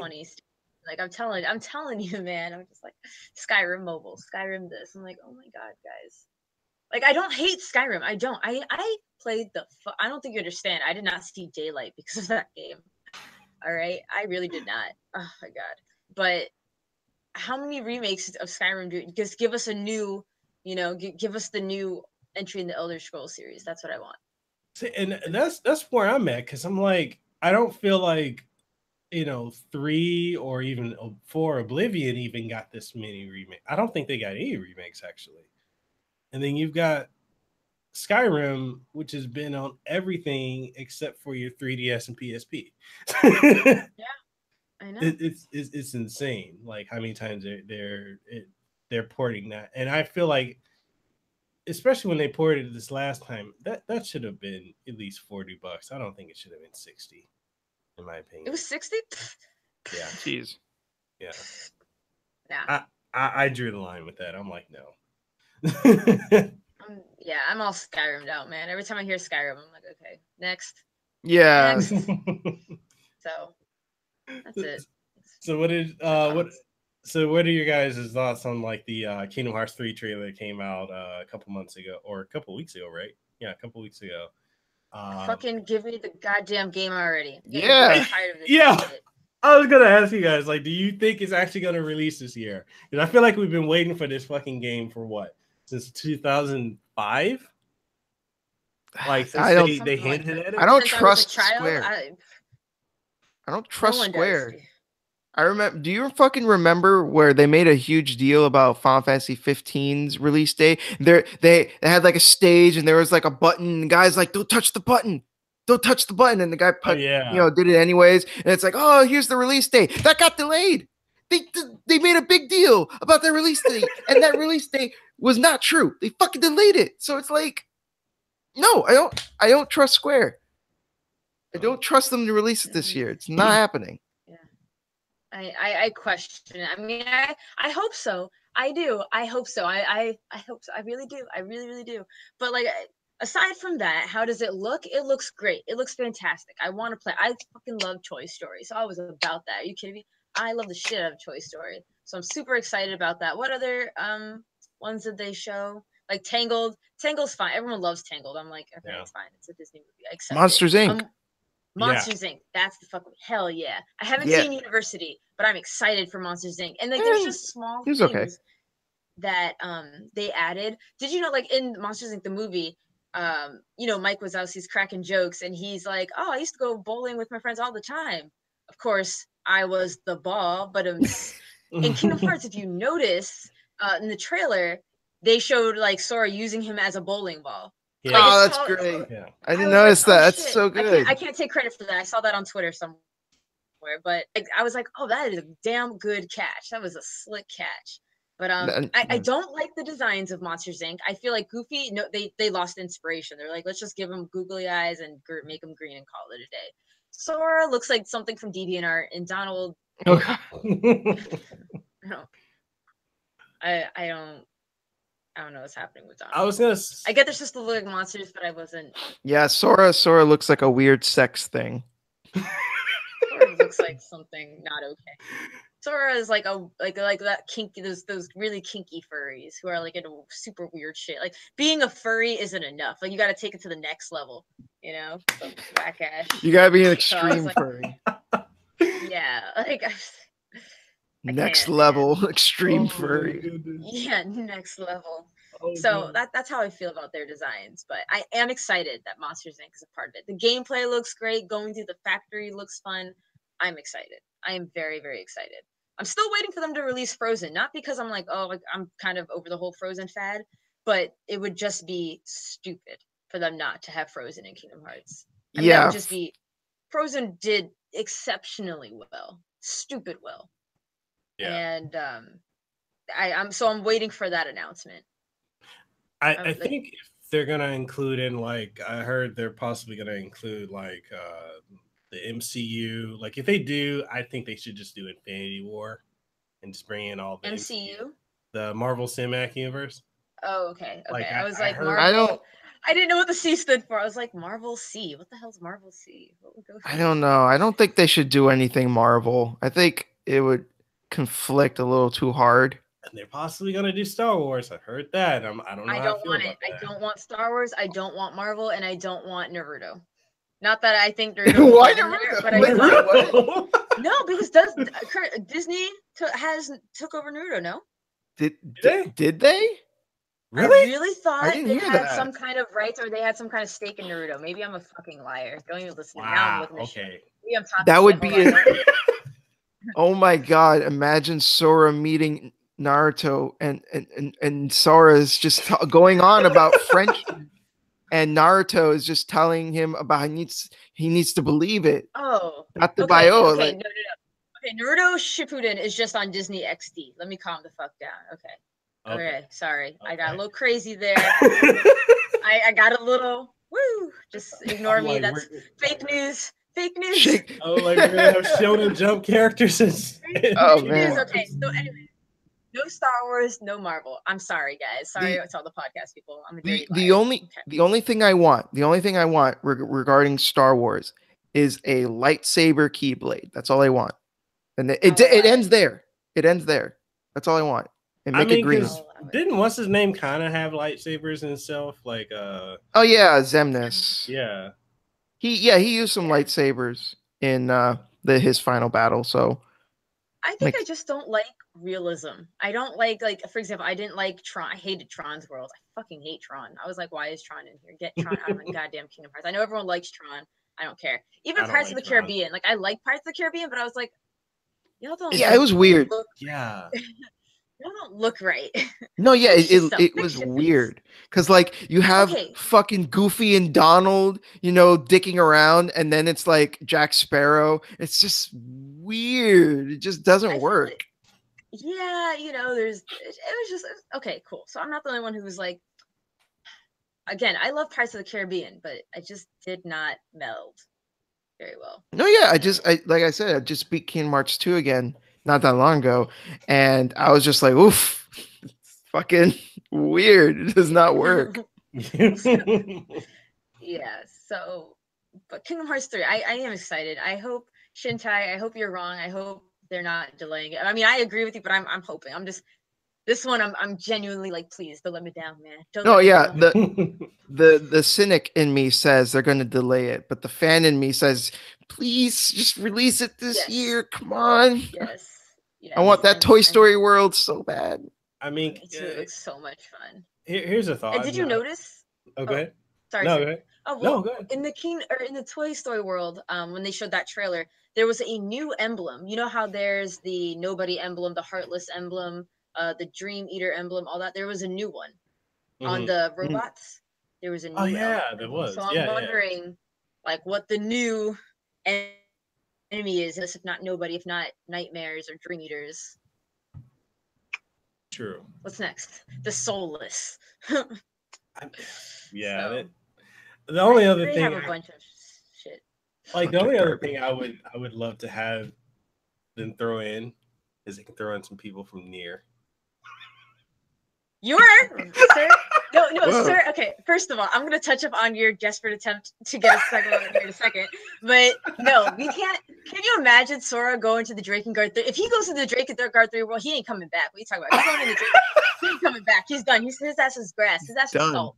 All right, it's done. Like Sora, like I love you, baby. I love Sora. Sora's a cute little cinnamon bun who must be protected. That's why he cannot enter the Drakengard world. Okay. No. You know what will happen, especially if it's Drakengard 1. There's that one lady, I forget her fucking name, but her what? The children Who eater? eats children? Yeah, I was gonna say she's gonna fucking eat Sora literally, like for lunch. Oh my god. No, like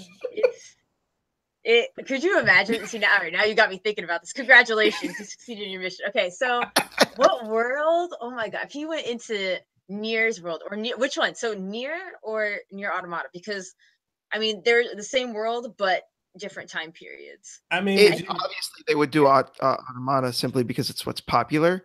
yeah. But that would be weird too, like 2B hanging out with Sora and Goofy, like or how oh my about god, can you imagine Kaine? she explodes, she's the black box and there's just ass and Sora's poor young eyes. Sora's probably 18, so it's fine. But I can't imagine Sora seeing like an ass, like a nice. Well, I mean, he can't ass. even legally say the word fuck. Yeah, no, he can't. Oh yeah. I mean, could you imagine like Sora meets Kaine? Oh my god. Right? Like in her outfit and just be like, shut the fuck up, kid. Emil would be like, you get used to it. Oh my god. Like, or Emil hitting on Sora because Emil's technically gay. Oh my god. This is like Tonal Whiplash, like this is fandom right here. This is a fanfic. Shintai and I are gonna write awkward fanfic now. That's what we're gonna do. We're gonna team up with Shintai. We're gonna make awkward fanfic. We're gonna make a collab video of us reading this awkward fanfic and be like, sorry. First, we're gonna apologize at the beginning of the video. If you've clicked this video, you made a grave mistake. A terrible future awaits you. Oh my god! Imagine going. I know. I told you guys. I'm really trying to get this Nier talk out of you guys. Like, imagine if he goes into the world of like Kaine and whatnot. So if he Nier, goes into, of Nier. So if he runs into Kaine, like, but when you going into the world, imagine if they pulled off what happens when you started the original Nier. Like when you have Kaine and that whole monologue and black screen, and that's your intro to the world.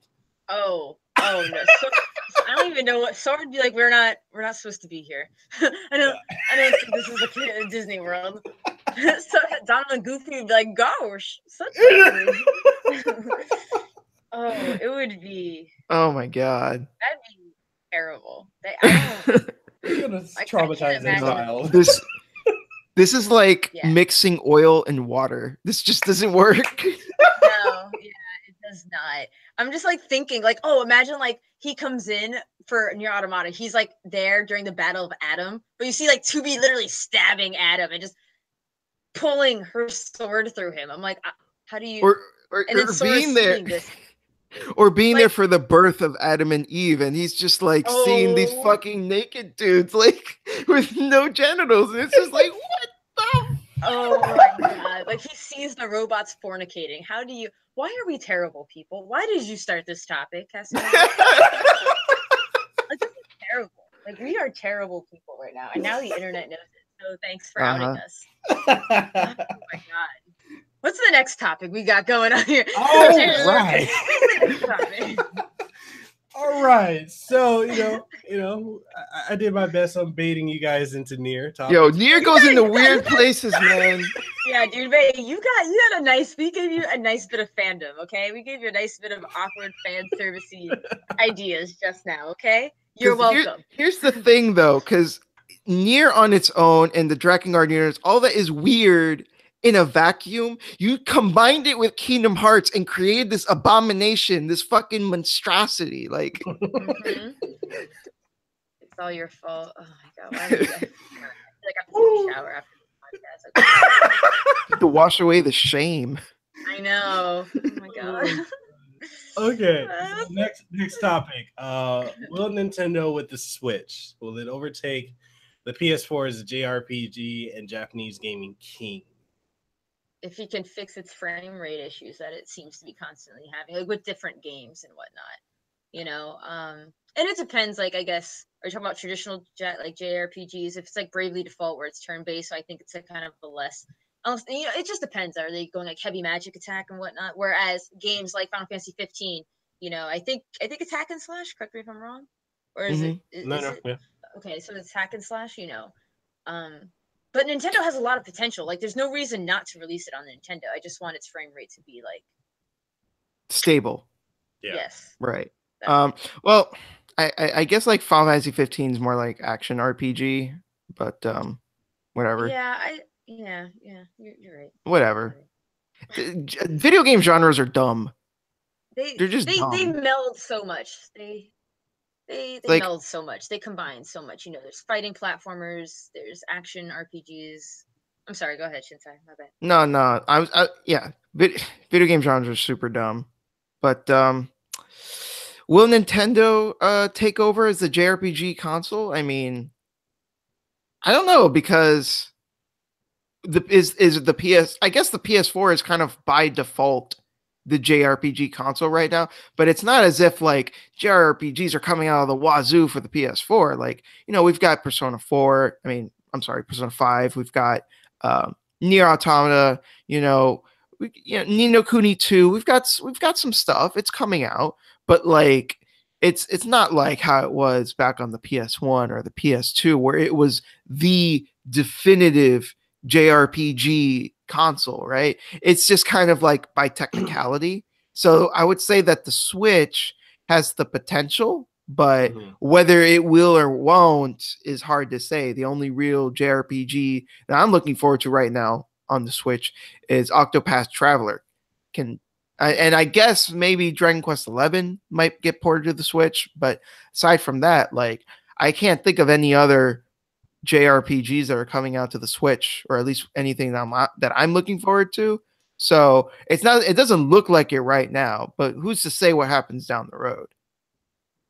I was gonna say, like, can you guys imagine if we were living in like the PlayStation 1 era, and every month you got like 15 different RPGs dropping? Like, we would be, if we had that era of JRPGs dropping now, we'd be fucked. We would be fucked. Fucked. Yeah. So it's like, oh, what's coming out this month? Oh, Final Fantasy 7. Oh, okay, and then Chrono Cross. Oh, then Breath of Fire 3. Oh, then eventually Final Fantasy 8, and it's just like, shit doesn't stop. I can't imagine being a reviewer back in that day. Like, no, having a personal life and that, no. Every game's like 40 plus hours.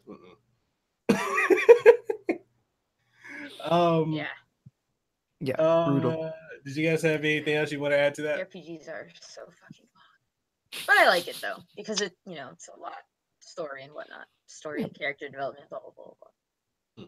Yeah, it kind of makes me think. Like, I think one of the reasons why people look at the RPG genre as a whole and see it as this, I guess, a giant of sorts in regards to storytelling and writing, is because the games have mechanics that can substantiate themselves for a long period of time. And as a result of that, it gives the writers enough time to flesh out the world, flesh out the characters, flesh out the story. And obviously, that doesn't necessarily always mean that the story is going to be good, but it does make it a lot easier for the writers to come up with neat ideas for the story and to make it better. So that's why I think RPGs have been seen as the go-to genre for quality writing. Yeah, that's very, very true. I guess we can segue into the next topic. Oh, unless you had something to add, Lady Pelvic. No. I was gonna say, go ahead. Most anticipated game and why? That would definitely be Octopath Traveler. I'm really excited for Octopath Traveler. I would say Kingdom Hearts 3, but like, I'm on the fence. I'm trying not to get my hopes too high, but they're there. Yeah. But Octopath Traveler, because the demo was exquisite. The voice acting was great. I liked the mature themes. Like, they didn't pull punches. You know how a lot of JRPGs or just video games or just media in general kind of insinuates this happen, like says, oh yes, this pastor pulled, you know, this child into the back room. Like, oh, what's they never say it outright. Whereas like Octopath Traveler, they were very like hardcore about certain topics. I was like, oh, ooh, we getting right into this. They didn't hold back. And I feel like the story already, just from that, like, you know, maybe 2-hour playthrough of each character, I was already like ready, like itching to play more and know how their story unfolds and what they do. The voice acting was great. The graphics look amazing, like really clean cut pixel art. Like kind of 3D world, you know, 3D what is it called? Like, is it 2.5D or 2.5? Yeah, something like that. It just, God, it just looks so enriching and so inviting. The worlds, the monsters, the care, everything. I'm very ready to explore. Yeah, kind of the way the graphics look, to me it feels like they took an old school like 16-bit RPG, but they kind of like stretched it out and made it 3D. Yeah. That's my most anticipated game. I hate to be redundant, but it's mine too. Like, it looks really fucking good. You know, Primrose's story was awesome. I loved it. It was so good. The other guy's story was good too. You know, I enjoyed it, but Primrose especially like hit me, and I was just like, holy shit, this is good. We're getting in there. This is dealing with some like interesting topics. Like, the game to me has, I'll describe it like this: it has the soul of an old school JRPG, but it has the attitude of a modern one, and that's what I think is really interesting about it. Like, it's paying homage and respect to old school JRPGs, but it's taking modern sensibilities into consideration to, you know, tweak it and improve the old formula. So that's why I'm excited for it, because I want to, it feels so old yet so fresh at the same time. And that really entices me. And I'm super hyped for that game. That game's going to be awesome.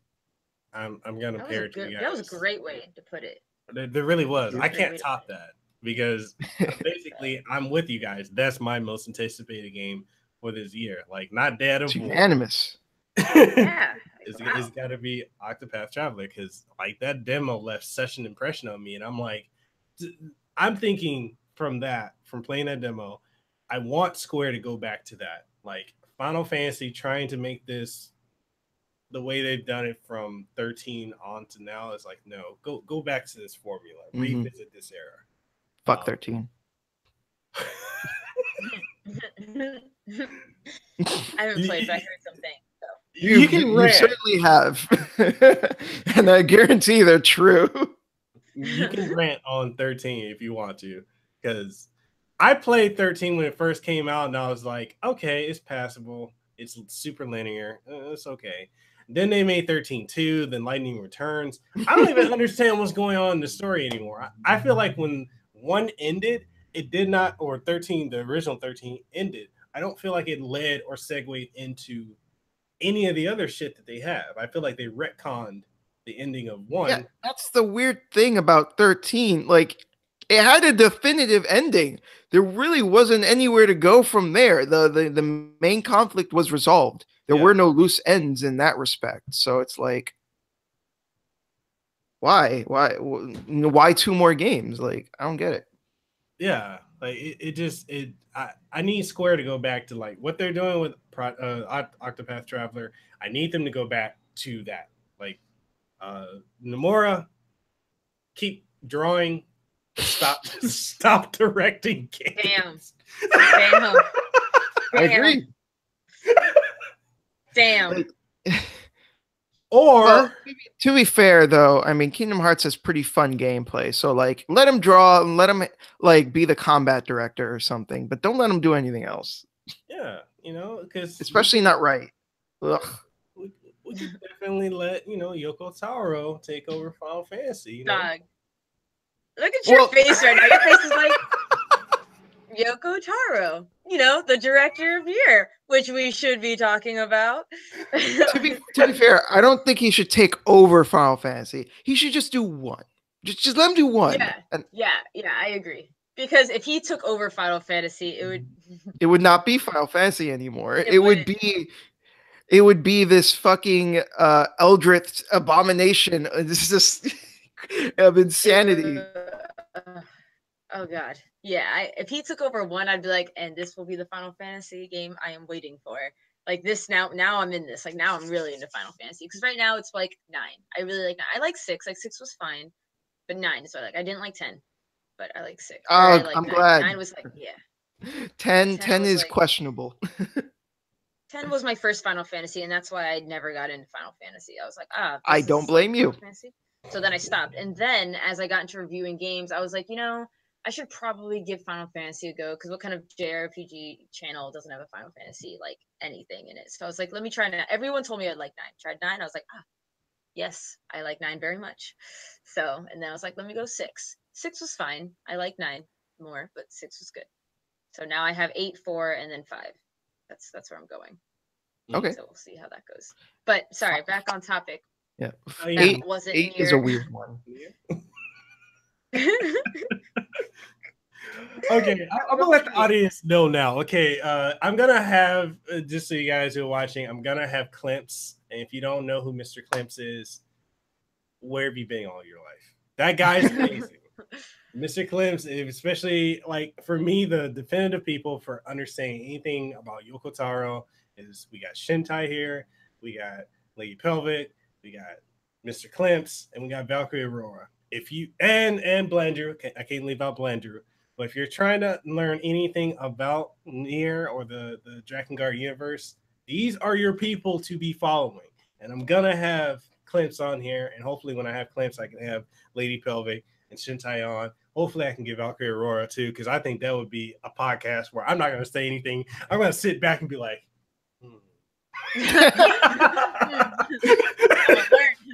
I'm gonna learn me some Nier. Right? So. What was it? Blandrew says, life is near. So good. It's just it's so crazy how you're doing. I'm not gonna talk on this a lot. I'm just gonna say my piece and we'll move on. But Nier, one thing I think Nier, it's just such a refreshing, refined, unusual, not by the book experience. Yeah. Like Nier, in my opinion, Nier, like the original Nier, is a flawed masterpiece. The gameplay could use some work. I get it. There are definitely flaws to be pointed out, but let me tell you, it's just the characters and the experience that they have and that you share with them is so moving and is so just impactful. It's this weird, I don't know how Yoko Taro does it. Where we've all here played a plethora of JRPGs, action RPGs, whatever. You know what I mean? And we've gone through so many stories and seen so many characters live and die and love and cry. You know what I'm saying? And just I don't know how Yoko Taro does it, but it's just in Nier, it's something special. It's something so unique and it's just untouchable. And then Nier Automata does it, but better in certain regards. I still prefer the cast of Nier more than I do Nier Automata, but it's still just this adventure that you will never forget and you can't stop thinking about. Like when I finished Nier Automata, literally I had dreams about that. I was thinking about that game at work. I was thinking about first thing I thought about when I woke up, last thing I thought about before I went to bed. I mean, it just leaves this mark on you, and then you just live your life kind of scarred. But it's a beautiful scar. Scar. It's a nice scar. It's a beautiful You scar. look on it fondly. Yes. But that's what I'm gonna say about Nier. Back on topic. I see what you did there, okay? Damn it. See, the experience that you guys have for Nier, that was what I experienced playing Xenogears. Like for me, the original Xenogears, like up until Disc 2 had so many issues. But that was my experience. Like once you got past that long first 15 hours of slow pacing, I got so absorbed into it. I was like, man, the way that Tetsuya Takahashi and his wife Soria Saga, like the way they wrote the story and they touched on some heavy shit, like the stuff that, the Catholic Church does, even though I think they were called something else in the game, but they were basically the Catholic Church. And it's like touching on, the real shit. And it's funny when you look into like how it was developed and whatnot. The person who was trying to translate it, he was afraid to translate it, yet people walk away because it was too. They're like, oh, this is too touchy for us to go on to. It's like I like those stories that just they're like, okay, here's the envelope, fuck it, we're going through it. We're gonna go there, and you're coming with us. And I think like that was my experience with that, and then going into the Xenosaga series, and then going into the original Xenoblade Chronicles, which I thought, to me, still, I know a lot of people disagree, but the original Xenoblade Chronicles to me is a masterpiece. That story was just people disagree. Yeah, do there's we so still much really hate. continue them? Are you kidding me? No, Chronicles 1 was infinitely, like, is still the best one in my humble opinion. Yeah, it is. And Chronicles 2 and X, oh yeah, easily. Go ahead. I'm sorry. bummed that there hasn't been an HD remaster of it. Like there should be. And well, there was on the 3DS. I don't think it was HD, but you did get a remake. Well, of it. the 3DS screen is 240p, so yeah. Well, shit, you said HD. I guess I was just referring to the remake, but you're right. Plus, I heard the 3DS version runs like crap. Like it's super slow. It does. It chugs. It's pretty bad. I mean that game is fucking huge. So I'm surprised they fucking smushed that into the 3DS at all. Yeah. I do have a question. You know how there's a new 3DS, like the new Nintendo 3DS? Mm-hmm. Is that the only game that's made for the new Nintendo DS? Yep. Yep. Wow, that's bad. That's it. Like that's what I was thinking, because like I bought a new one because there was a Majora's Mask one, and you know how it goes. Majora's Mask anything, I buy it. It's very simple. I'm a simple people. But like I thought about it, I was like, is there any other game for the new Nintendo 3DS? No, I mean there might be, but I don't know. No, that was the only game specifically made for it, and to me, if they were gonna like, I'm not against them making a revision, because I understand like they always do that with their portables, but to have that game be the selling point for it, and people still didn't buy it that much, which is sad. So yeah, it's a damn shame, because that game is honestly fantastic. So here we are though. Xenoblade, it's still my favorite. I think the other games did certain things better. Like for example, X did exploration better. Yes. Had great navigation. But I mean, that's also to be expected from like, a new game. It should improve on the past. The story was garbage. I don't. Yeah, I was gonna say. Yeah, the gameplay was good, but crap, the story is so bad. The story was so bad. And then Chronicles 2, I think, focused on the story more. But 1, again, it needed time in the oven just because the bugs. The interface, made it bad. Yeah. And the characters weren't as charming as Xenoblade Chronicles, in my humble opinion. And it was also a little too anime.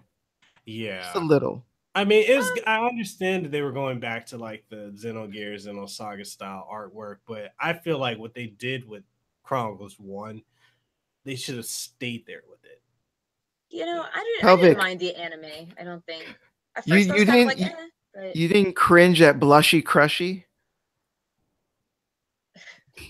Listen, Blushy Crushy, it made me giggle. It just made me giggle. That's what Blushy Crushy did. Okay, it made me giggle. No, it made me laugh too. But at the same time, I was like, "Oof, this is anime. It's fun." When they had those dumb faces where it was just like white circle, like black kind of round eye, whatever, just big. I was like, I get it. Like I get they had a bunch of anime, like what? Silly anime things. Yeah. But out of all of them, if you look at Xenoblade Chronicles 2, and X, I think I would still say I prefer the art style of Chronicles 2, simply because like X, or the first game, if it was like, a newer generation, I'm sure it would look better, but it was like their faces were literally painted on. You know what I'm saying? Yeah. They weren't like refined. Whereas X looked like dolls. They made it look but it was like and then Chronicles 2 was pretty much just anime. So out of those 3 choices, I think I would have went for the anime one. I'm not saying it's the greatest one of all, but no, I get you. I didn't mean the art style. I think the art style is fine. Like the way that the game looks is fine. I meant the attitude of anime. Like If you get what I'm saying. Because like if you look at like a Tales game, for example, Tales games look anime, and sometimes they'll have anime moments, but I wouldn't say that they're overtly, of that anime like attitude, as opposed to, Chronicles 2 leans really heavy into that attitude of just like, like those over the top reactions and stuff, which is, it's not inherently a bad thing. You had to bring up the Tales series. So now I'm thinking about Tales of Vesperia. It's your fault. Well, I mean, okay, Vesperia is a good example. Vesperia has a cel-shaded art style, but would you say that Vesperia as a whole is an overtly anime? Yeah, I mean, it has moments. It has its moments. It has its moments. Mostly in skits, right? Yeah. Well, that's what I was talking about. In skits, I thought that's why when you said Tales is an anime.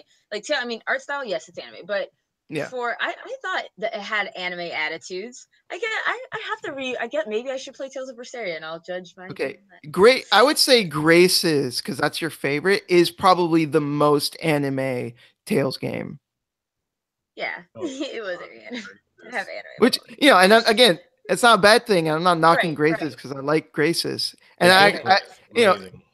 and I actually like how animated it is because it's a lighthearted game. It's not as dark or as serious as the other games. So I think it's it's part of like the more I guess whimsical part experience I was trying to go for. But like when you compare it to the other games in the series, it doesn't lean as heavy into that attitude, is what I mean. That's true. Yeah. Okay. Like, like Abyss. Like Abyss is like Abyss is dark. Abyss is dark as fuck. Yeah. And Berseria too. Berseria is fucking dark. Like, I need to play that one. Don't ruin it for me. I wouldn't want to. Like even in the first like couple of hours, that game goes places, and you're like, "Whoa, we're going in. Shit is going down." Wait, so would you say it's better than Zestiria? Because I'm at the end of. I'm at the end of. I hate, dude. I do not like Zestiria. I don't. I don't. Bam. I just don't like that game. We don't talk about that game. We don't talk about it. But the thing is, though, I feel like it's an insult to be like, "Oh, is this game better than Vesperia or Zestiria?" It's not hard to do. It's really not. Like, it's just not hard to do. Oh God, or not Vesperia. Why do you keep saying Vesperia? Zestiria is something. I don't. That game. God, it was so bad. It was so bad. I didn't like the cast of characters. Like, do we all play Vesperia or is this what? Zestiria here? I begrudgingly finished it. I'm at the last boss, and I'm level. What am I level? I think I'm level 60 something. He keeps whooping my ass, and I just got to the point where I'm like, it's a grind fest. The story, the characters aren't that interesting. No, and I'm just it's my least enjoyed Tales game right now, and I don't even know if I want to keep powering through it. Yeah, I can't think of one I don't like more. I think actually Zestiria is my least favorite one. Like Hearts R was like whatever, I can accept it. It's a thing, but Hearts R is probably one of my lower end Tales of games. Yeah. Symphonia was whatever, like it's fine. Everyone loves Symphonia. It's a lot of people's entry. It wasn't my entry. My entry was Graces F. Yeah. Oh, Thank that's you for why you reminding don't like me. it. Damn. That's why you don't like it. What? That's why I don't like what? Well, Symphonia was my entry as well. Yeah. I don't hate Symphonia. Actually I don't know. Okay, wait. There's Symphonia 2 because I hate that game. Symphonia 2 is Garbo. I put Symphonia 2 over Zestiria. I would put they both suck, dog. They both suck. Yeah, that's not much of a hill to die on. I know, right? Like if God, I really did not like Symphonia 2. Like I really didn't. That game sucks. That game so sucks. Much. Everything sucked. God, it's like Tales meets Poke Stop. And then you get characters like when I got Genius, I was like, yeah, my mage is back, and then he left. I was like, okay, bye. Oh yeah. So because what others? So I think Graces is probably definitely one of my favorites. Graces is up there as well as Abyss, and then Exilia. I did like Zilia. I like Zilia. I It's haven't. pretty I cool. have it. I haven't played. I have 1 and 2, and I haven't played them. 2 is a lot I need better. both. Yeah, I like 2. You right. 2 is pretty 2 is cool. way better. Like, Yeah, because the like, story goes like I really like crazy. the multiple endings. Yeah, Like, I like man, the gameplay is better. Like, Luger is fucking boss. Like, I don't know. I used to be like, oh no, I like him about the same. But over time, I'm like, man, Zillia 2 was fucking badass. Like, it did all this crazy shit, time hopping and like, like dimension hopping and like changing, like destroying dimensions and shit. Like, it was just crazy. It was wild. That game was cool. I don't care what anyone says. People dog on that game. I don't give a fuck. That game was cool. I like that game. I think it was better than Exilic. I have to play them side by side again. Like it's been a hot minute.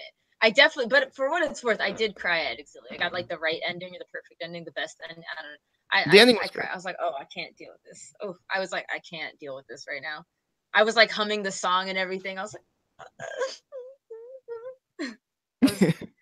I was a hot mess. So I guess that game was pretty good if it makes me cry. I'm like, why?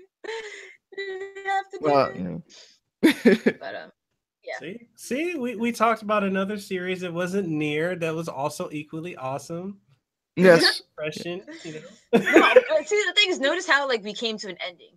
Nier, we will be here for another like 3-4 hours. Like we will break this game down for you, fam.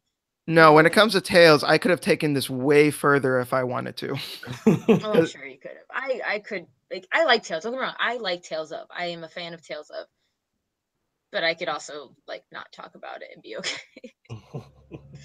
So okay, so cool. Since we all beat Xenoblade Chronicles 2, the ending. How did you guys? No, I haven't finished it.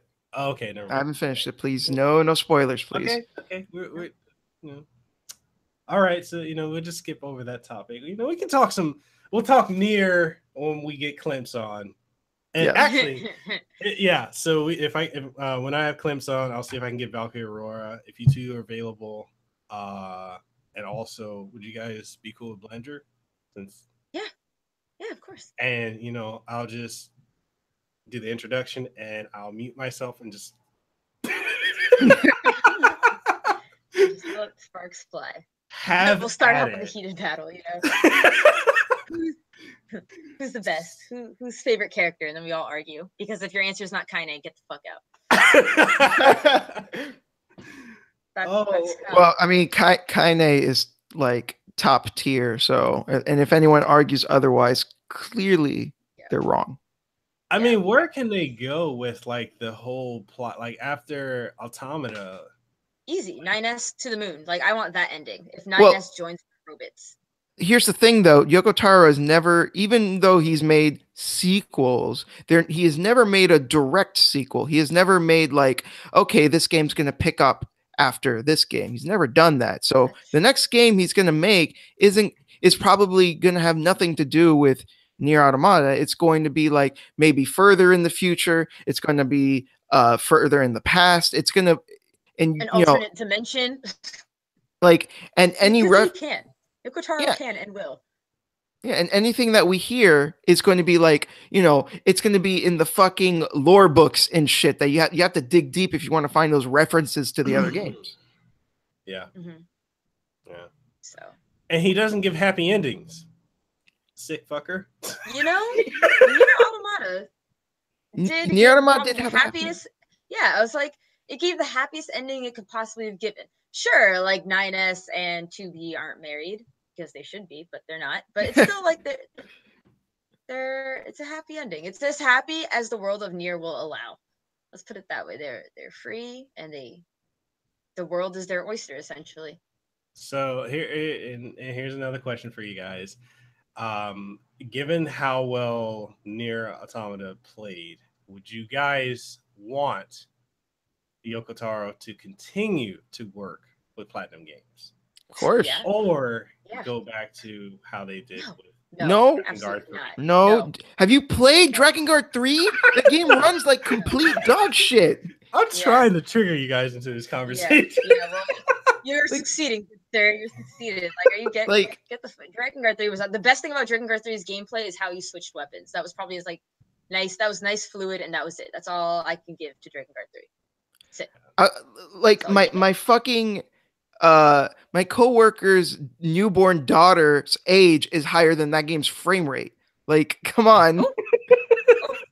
That was good. That's fine. Ooh, saucy. Damn, Saucy Shintai. I like that. I'm gonna call you saucy Shintai. I like it. I like it. That Oh. frame rate is so bad though, and it's that game like doesn't even look that good either, and it's just like chugging. Like Yeah. I give that game some slack because like especially when it came out, like nobody thought Yoko Taro would do anything ever again, and it was like, oh, he's doing something again. So like I still remember that, and I still have that moment, so I can't like bring myself to hate the game, but it has a lot of problems, like the bad comedy. Like, the comedy was so bad in that game. Yoko Taro, I love you. Don't ever write that kind of comedy ever again. It was trash. That game was not funny. It was cringe.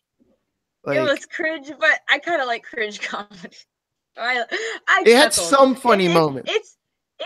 I mean, I get it. The comedy was not as gold as it should have been. Like I get, like some of the jokes were like, what? I get what you're trying to say, but cringe. You're not wrong. I just personally find cringe comedy funny. It's like, oh, this is bad. I was like, oh. There were a few funny moments. I laughed. I remember laughing out loud when like Mekel had dropped Zero and she had like stabbed him in the head or something, and he's like, "Why'd you stab me in the head?" It's like, "Why are you a fucking idiot?" Like, like okay, there were a few moments where I'm like, "All right, that's pretty good," but other stuff was right. just like, I just no. a lot of it was very cringe, but some of it though I just thought was like funny in the sense of when you read character bios. The oldest man, what's his name? Oh Remember yeah, the old like man's name? Octo or something like that. Octo, yeah, Octo. When you read character bios, it was like Octo has the biggest dick of them all. And I was like, why? This is a What? bio, character. It's like he's an old man, but don't let his oldness fool you. He has the biggest dick of them all. I was like, ew, gross. But then, like, but there was other characters I thought were so funny. Like, who's the guy who was a masochist? I fucking love him. Oh yeah, that guy. I know you're talking about. This one, the Zero was like, said something to him, was like, shut up or I'm gonna grind your balls into pudding. And he's like, that sounds great. And I was like, that is so disgusting. Why do I love you? Like, that's so weird. Yeah, see, it's stuff like that though that makes me like not hate the game, because like it has like really weird, creepy, but also interesting stuff in it. Too bad it's cased in like a poorly optimized fucking garbage game. Like, yeah. You're right though. See, Yeah. See, I can bait you guys into talking about Nier at some point. I think I've been pretty successful thus far. Yes, you have. Yeah. You've done it. You've done it a few times. So give you some credit for that. Yeah. Okay. For the rest of this podcast, we're not talking about Nier. I'm decided. I'm Okay. decided now. So, last topic of the podcast: is there any advice for viewers, listeners, or anyone who want to get into YouTube and/or content creation? What would you have to say to them? What has been successful for you guys? What got you into it? And Okay. You want me to go first? and you can throw in Nier if you want.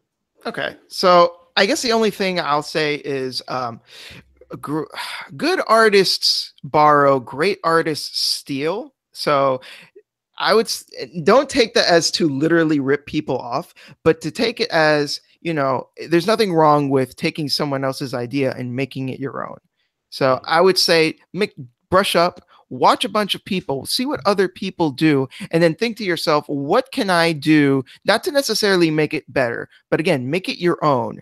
Do something that would, because people, when you watch someone on YouTube, you watch them for them, right? And so that means when you make your own content, you have to put your own unique spin on it that comes uniquely from you. You want to make content that people can only get from you. What would be the point if you could watch someone else, watch this person's content and they're like spouting the exact same thing as someone else? You want to be able to make content that people can only get from your channel. So I would also say, obviously, learn how to video edit. You know, there's plenty of great tools out there. Look up Humble Bundle and stuff. They're always having like sales and stuff. You might get lucky and get like a sale for like Adobe Premiere or Sony Vegas or something. But the most important thing is, again, focus in on making the content personal. Make it content that you're passionate about, because I was saying before, we want content that people come because it's you. If you're talking about something that you're passionate about, then that's going to come out on its own. Because people are going to tell, hey, this person knows what he's talking about because he cares. And that's going to attract people, and people are going to want to know more. Even if it's, I talk about obscure fucking JRPGs all the time, but regardless of that, I've still been able to culminate an audience because the things that I have to say are, you can't get anywhere else. I have my own unique opinions and viewpoints on things. And that doesn't necessarily mean you have to be unique about everything. There's nothing wrong with, agreeing with the consensus. But at the same time, it's all about people wanting to hear what you have to say because they're invested in how you've presented yourself up to that point. So hopefully that was helpful. That was well said. It was like super. I'm like, how am I supposed to like top that? Like, God, like anything I was gonna say just sounds like a ripoff. I'm ripping off, borrowing. There you go. I'm borrowing from Shintai, a great artist. Yeah, what he's. I really do want to hone in on be yourself. It's a super corny. Like, I know it sounds super corny. When I watch other YouTubers say like, oh, how to become a YouTuber, they would always say the same thing, be yourself, be unique.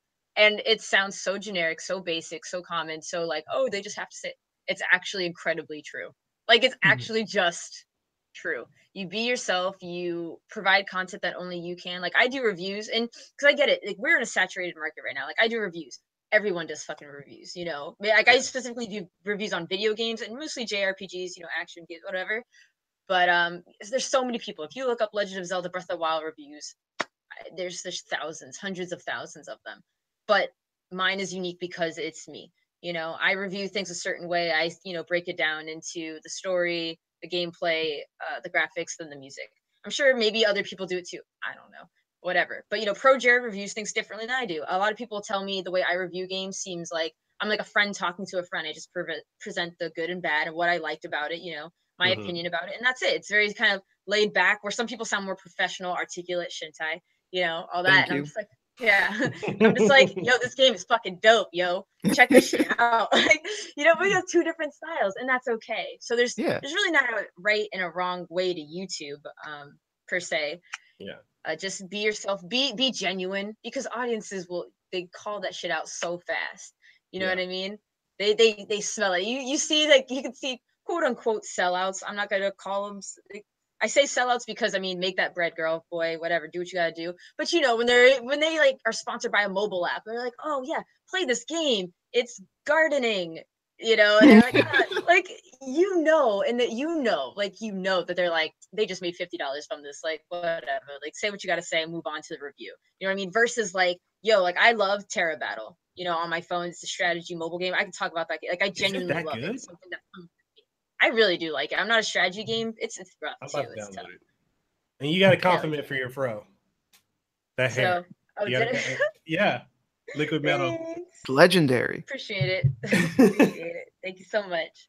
But I really am just repeating what Shintai said, be genuine, be you, be passionate. If you're not passionate about it, oh my God, they will call you out on it.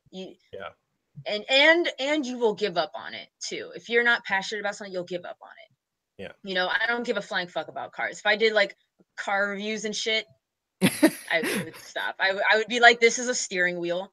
Like, you don't know. Like, that's my car knowledge. Boom, bam. This is a car. This is a bus. Hooray. That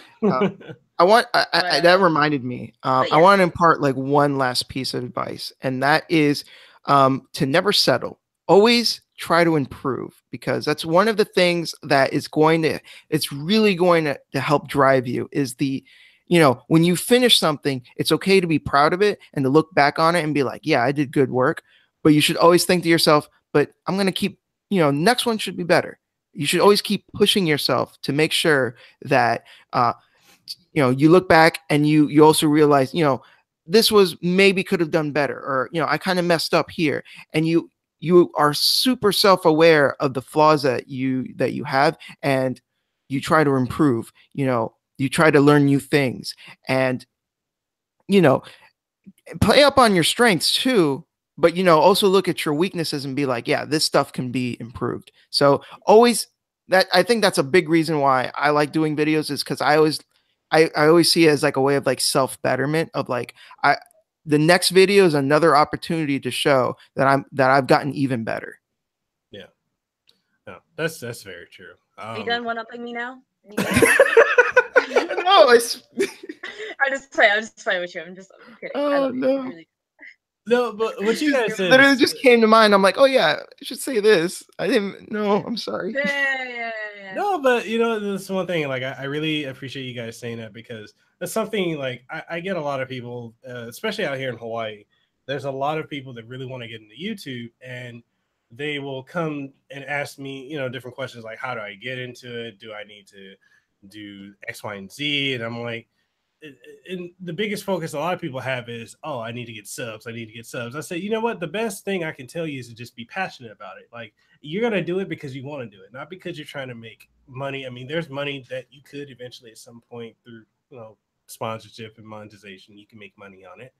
But you need to have that passion where you just enjoy what you're doing, and it needs to come through, because like you guys were saying, like if you like Pelvic, like you said, if you talked about cars and you have no passion for cars, everyone's gonna, be able to sense that you don't have that passion. And I think that's something that like I try to tell people out here, like, just have fun with it. Don't even care. Don't worry about the subs, because they come. Like, so long as you make the content, there's an audience for everyone. I feel like the subs will grow. Like, I've only been at YouTube for like a year and a half. I'm at 2,300 subs or so. And a lot of people were telling me when I started, like, oh, well, you're not gonna ever, like, one of the things I constantly got told was, it's too late to do YouTube. You'll barely ever get 10 subs. And like the whole you getting into YouTube, like YouTube, if you didn't start back in 2010 or 2012, then that shit passed. So that you'll run up against people that will try to talk you out of it. But if you're having fun with it, if it's something you're passionate about, and you're learning, video editing, how to do intros, outros, blending different scenes together, your gameplay, your commentary, just have fun with it, some learning process, and just go with it. I'm having fun.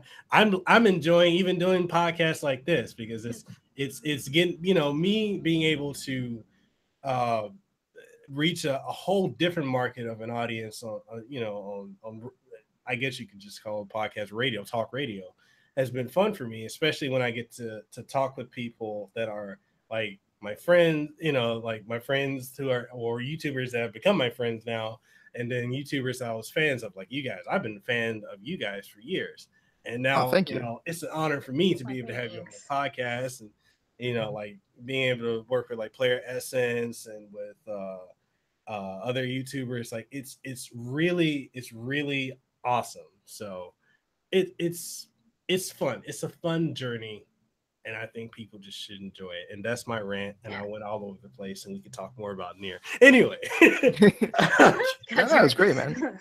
But I especially like the compliment.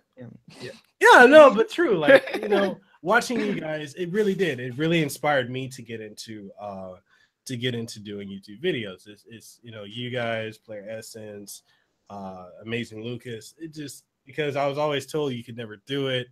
And that's kind of like one of the things for me, in life. I've always been told what I couldn't do, and I've always been the one to be like, well, I'm going to show you that I can. And it's not even more so, it's not so much to show the person that they're wrong, but to prove myself that there's no limit that I can't overcome. So, it is truly for me an honor to have both of you on here, and as being a fan of both your channels and your content. So, thanks. That's yeah. I'm touched. Oh, shucks.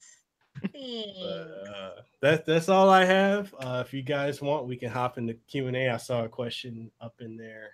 Yeah, Liquid Metal asked me, I want to know, Pelvic Gaming, I want to know if she hopes to do YouTube full time.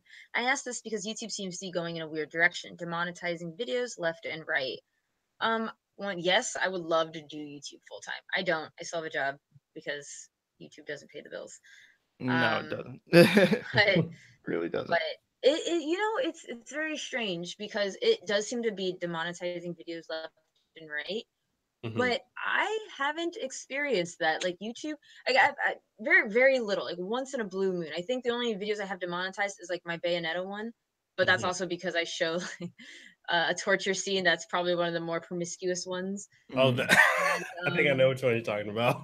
yeah, it's the one like where I think she's riding like a kink horse or something. I don't know. She's tied up, and it's a Yeah. sexy one. So, but really, I watched like Pro Jared. Pro Jared also said something like a lot. YouTube's been going in a weird direction, blah blah blah.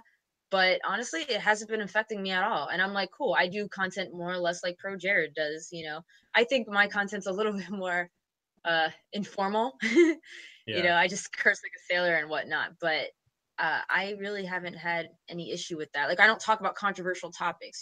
It's when you go against the mob mentality that's when you kind of get flagged for it. When you're like more of a political channel or you have like tragedy, like I don't talk about that stuff. So I don't really see myself getting hit for it.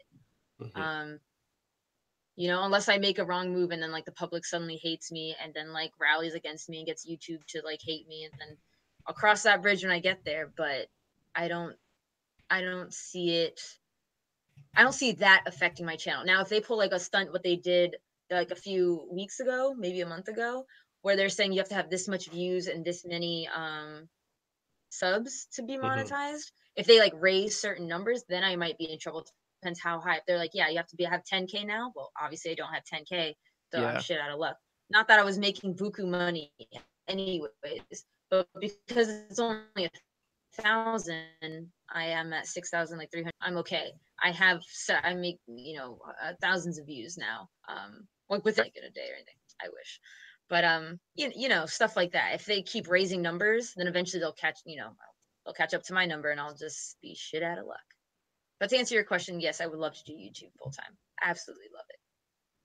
Hmm. Yeah, Shintai, sorry. what's your thoughts? Yeah.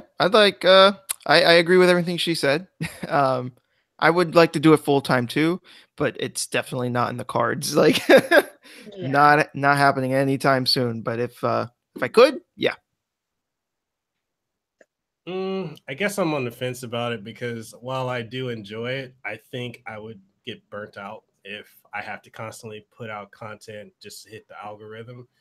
Uh, I don't know if I could do it just because I do enjoy what I do outside of YouTube, like my career in information systems, being a system analyst.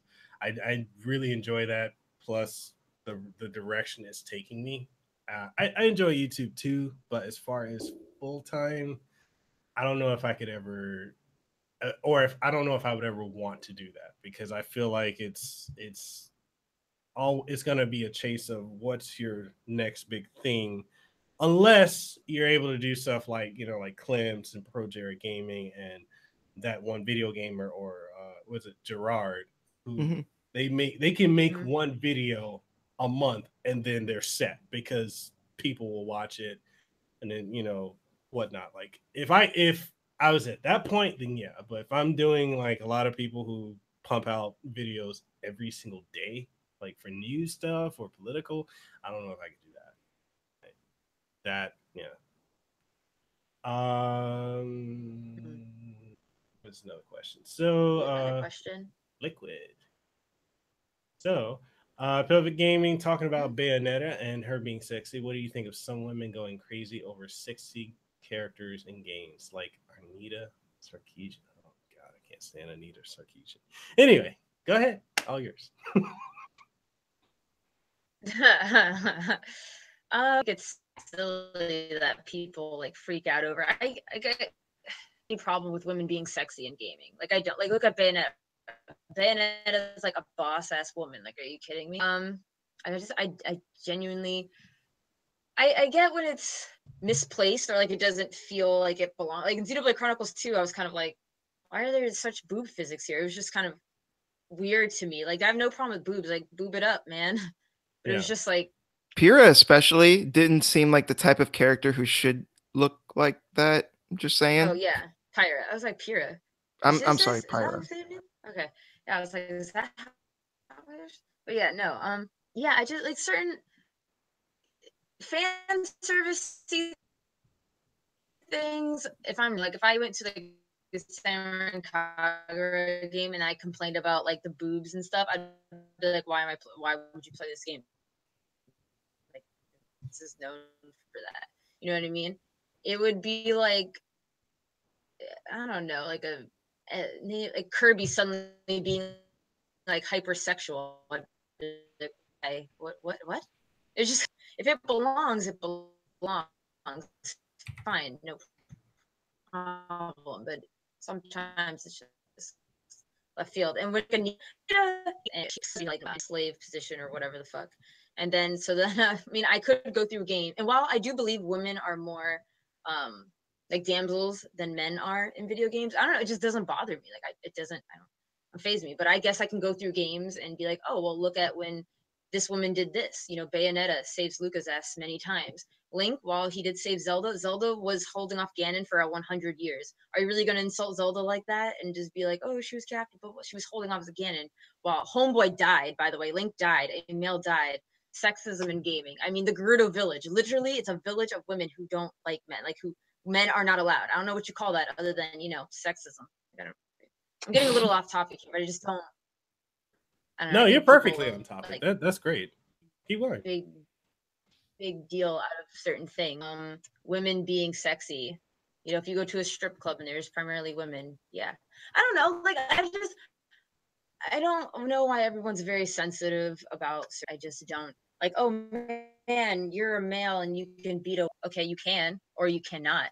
Oh, the fact it's an option too. I mean, but people want options in several facets of gaming, not just like hitting women, whatever. People want the option to do this, that, and the other. People are hypersensitive about it. I think Anita needs to just chill out. Just, you're here, bring it here.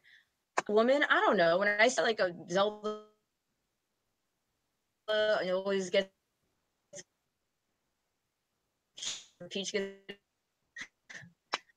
I feel like they're portraying women as like weak people. No, I don't speak for all women. Yeah. So, my friends order play Grand Theft Auto, like a male friend plays Grand Theft Auto, and they beat a hood. Just women? No, I really don't. I game and they're playing in a video game. I've done things in a game from like I'm being sorry or I mean, I guess I'm not gonna say that. That's not true. Just. I don't really know how to end this. Shouldn't I say something? Why not? I agree. Yeah. Yeah. We had some technical difficulties on your speech there. Like it kind of garbled in and out. Oh, was that me? Oh, yeah, well, your internet was being a bit bad. Naughty. It was being being naughty. Yeah, you went robotic on us, and I was like, oh no. You went. Oh no. You went. Sorry. Yeah, you went your party on us. I'm sorry, viewers. Point is, Anita Sarkeesian needs to calm down. It doesn't faze me at all as a woman. Whatever. There are plenty of strong women in gaming. Could we use more? Sure. Have I ever played a game because there was a woman protagonist? No. Not a single time did I look at a game and was like, man, because it's a woman. No. Like, I don't care what fucking gender you are or whatever the fuck. Like, are you this? Like, I like these types of characters. I like badass characters. I like characters who don't take people's shit. Are you a woman who doesn't take people's shit? Cool, I like you. Are you a male who doesn't take people's shit? Cool, I like you. Oh, are you a woman and you're a little bitch? Oh my God, I'm going to hate you. Are you a man and you're a little bitch? Oh, I'm going to hate you. Like, it's very simple. Well, you know, unlike these other people, you actually care about the actual game. Like, yeah, it's crazy. What a crazy concept. I know. Yeah, you're not trying to force your own twisted like worldview into it, and you know, and it comes out like unrecognizable because you've just like filtered everything through this twisted perception of things. You're just like, no, I just care about good stories and good characters and good games. That's it. That's it. Yeah, Call me. because Go ahead. what I was gonna say is I feel like it's going what they're trying to do. They're trying to take an issue that's it seems like it's coming more so out of the West or out of America, like this push for feminism, and they're trying to push that on something like an industry that's global, that's not just an American thing.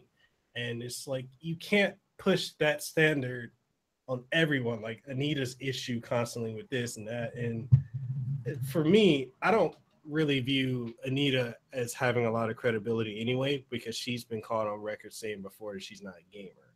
And then she's been caught lying saying that she is. So it's like, Mm. Anita, find a hole and jump in it.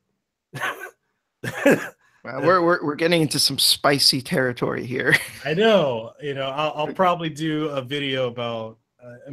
I think there's good feminism, like the first and second wave feminism were great, but this current, what they're trying to, like with Anita Sarkeesian, I think they need to chill out with that. That's my opinion.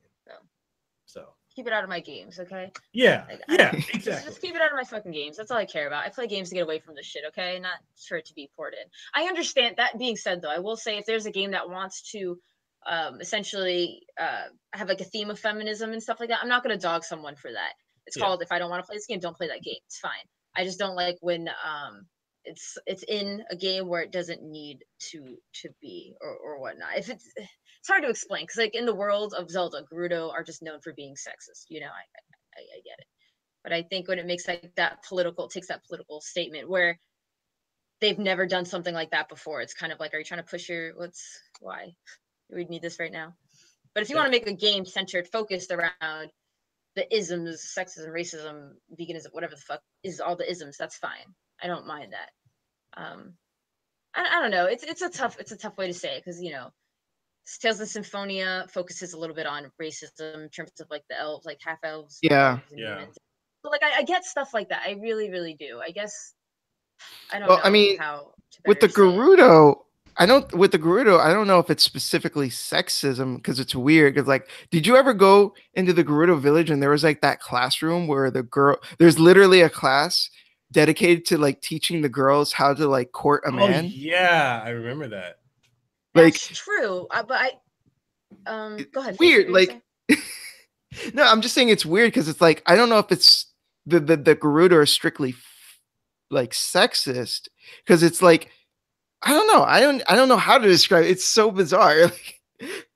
Because on one hand, yeah, they don't allow men in the village, but at the same time, they have a class specifically dedicated to like, getting to like to have sex with men, I guess. I don't know. Or court them or to date them. It's like, okay, sure. It is a weird thing. I maybe it's like a sacred tradition. I don't know, because I looked up the definition of like sexism exactly. Prejudice, stereotyping, or discrimination typically against women on the basis of sex. So I feel like there's like some level of sexism, I guess, if you would. Like men cannot come in here, but we will fuck you at a different location. It's like, you know what I mean? It's a weird. Gerudo are kind of weird, huh? They are super weird.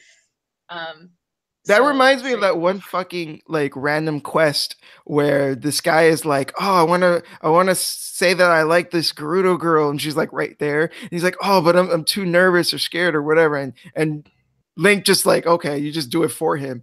And then he's like, oh, thank you so much. Here's like 50 rupees. And she's like, I'm only worth 50 rupees. Oh no, here. And he's like, that's better. I like that. I'm only worth 50 rupees. that was a good quest. That was funny. But so it's a weird line. It's a very blurred line there. But Anita specifically, I definitely think she cherry picks. Definitely. And same thing like with revealing outfits in women or like on women in gaming. I mean, the joke is like when you have like an armor, you get armor for women, it just covers, the boobs and like it's like a bikini practically, just with some bits of armor in it. Mm-hmm. And that I'm kind of like, it's unrealistic, but I feel like I've just kind of become desensitized to it, if I'm being honest. But to be fair, it never really bothered me. Actually, I don't think I've ever been like really bothered by it until Xenoblade Chronicles 2. I was kind of like, why why are you like this? Yeah. Dalio specifically was the one that bothered me, just because it's like, one, the design just looks bad. It's just a bad design, and also just like, why, why does she look like this? That's like, it's boobs gone too far. Like, I mean, she made the old Laura Croft look bad.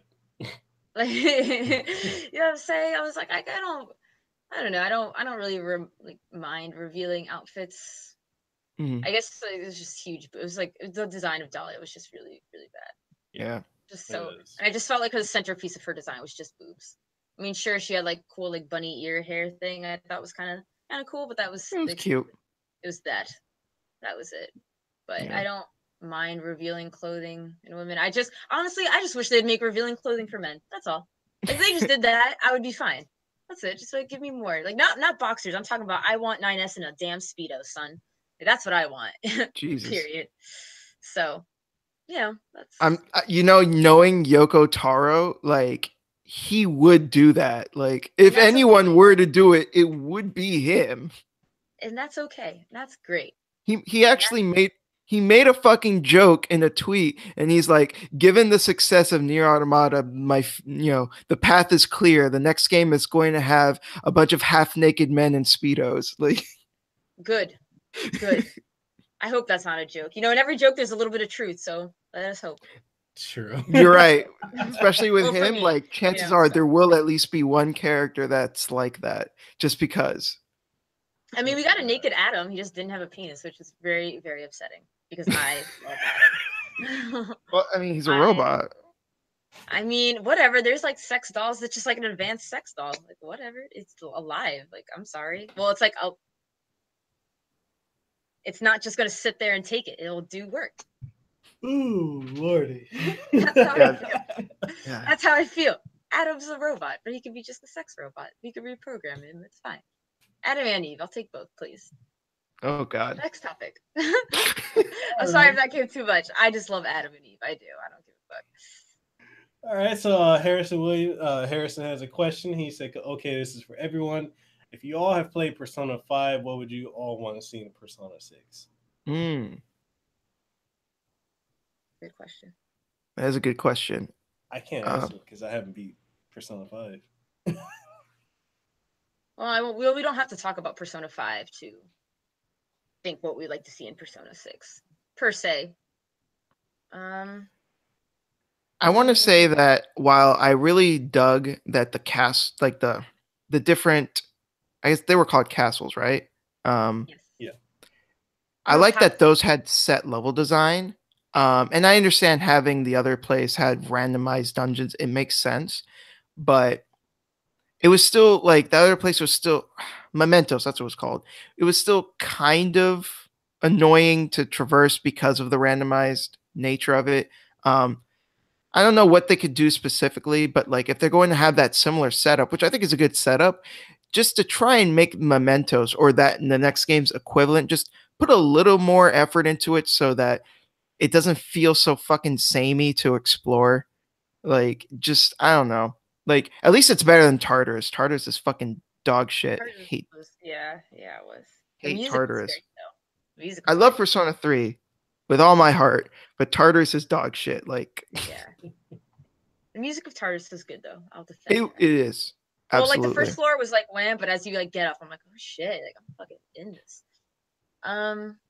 Music in Persona 3 is great in general. Like, just I love the dorm music. It's so weird. It's like, nobody hurt yourself or something like that. I'm like, what is this guy saying? I don't know, but I loved it. I love Persona 3 has the best soundtrack. And it's like, man. I was so good. It's great. So but anyways, to answer your question, I don't even know. I really don't know what I'd want to see. I'm trying to think of like what theme I would want. Because this one was kind of like vigilantes, and rebelling against society. Rebellion. Yeah. And then Persona 4 was like, you guys are mysteries.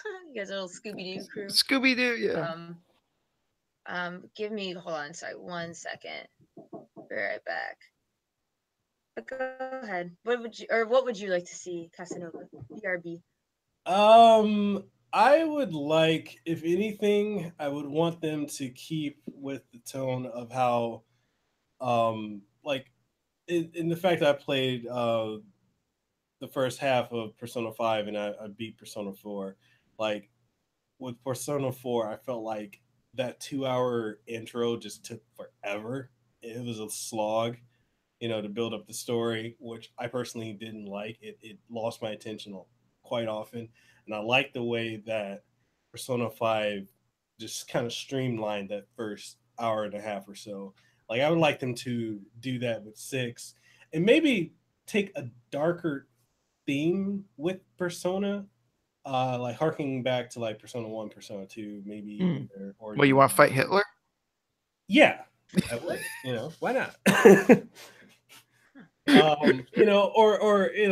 Throw in some stuff you wouldn't expect, like some Saul Alinsky type stuff, or George Orwell's 1984. Like, make a slightly darker theme. Like, I would love for them to go slightly darker, because I know it's dark already with people being murdered and stuff like that, but well, with murdered, but we got another thing. We want more. Yeah. I don't know. I mean, because with Persona is supposed to be like, yeah, it's dark, but it's also very anime. I feel like the really, really dark stuff, if you want that, that's what the mainline series is for. God, the SMT is just fucking dark. God. I could play one, but I just Digital Devil Saga. It's Digital Devil Saga. It's a game about demons that eat each other. Cannibalism. Yay. See, that's what maybe I should play that one then. I need to play an SMT, like just like a raw one. Yeah, Digital Devil Saga is pretty raw. I think you'll like it. Like I need because I like that gritty stuff. Like the worst it is. You know what I do? Okay, I know what I want to see in Persona 6. I want to see someone lose a limb. That's what I want. And I know that sounds really left field, but I think death, like everyone is so desensitized to death. Like people die all the time in JRPGs. Like I hate to say this, but when someone dies, I'm like, oh, that sucks. The only time I feel a little bad is if I like use them a lot, like if I use them a lot in that, I'm like, no, I love you. But yeah, like they're overrated, especially in Persona. I'm just like, yeah, I would like someone to lose a limb and that actually affect gameplay. Like, for example, like when Garnet lost her voice, she like sometimes couldn't cast spells. I was like, so lost their sight. Now their accuracy is cut in half. All right, maybe I wouldn't like that because that would piss me off. But like, point is though, I want someone to like lose a meaningful, like if someone was like a track and field runner and they lost both their legs, I'd be like, oh shit, something like that, because I'm so over death. Imagine like what's worse than death? Oh, like being tortured, like imagine living the rest of your life like without arms. Like you're so used to having arms and now both your arms are cut off, and that just changes everything. Like your character now goes back to level 1. I don't want this in gameplay. Don't listen to me, developers. But like your gameplay or like that character goes back to level 1 because they have to retrain with using their legs, and they used to be like a brawler. You know what I mean? Something crazy like that. Man, I'm a genius. I should fucking make it. That kind of reminds me of Intel Symphonia. Regal was handcuffed the whole time, but like he did that by choice because he felt like his hands were too deadly, and he taught himself how to like use his feet instead. Man, fuck Regal for the simple fact that he could have taken out most of the main bad guys if he took off the goddamn chain. Like, no. Yeah, there's that one part where he's just like, I'm just gonna fucking Kamehameha this fucking prison cell. It's like, what? You could do that this whole time, and he's like, I broke my vow just for you guys, but never, I'm never gonna use my hands again. It's like, dude, you could fucking kill the final boss in one hit, like right now.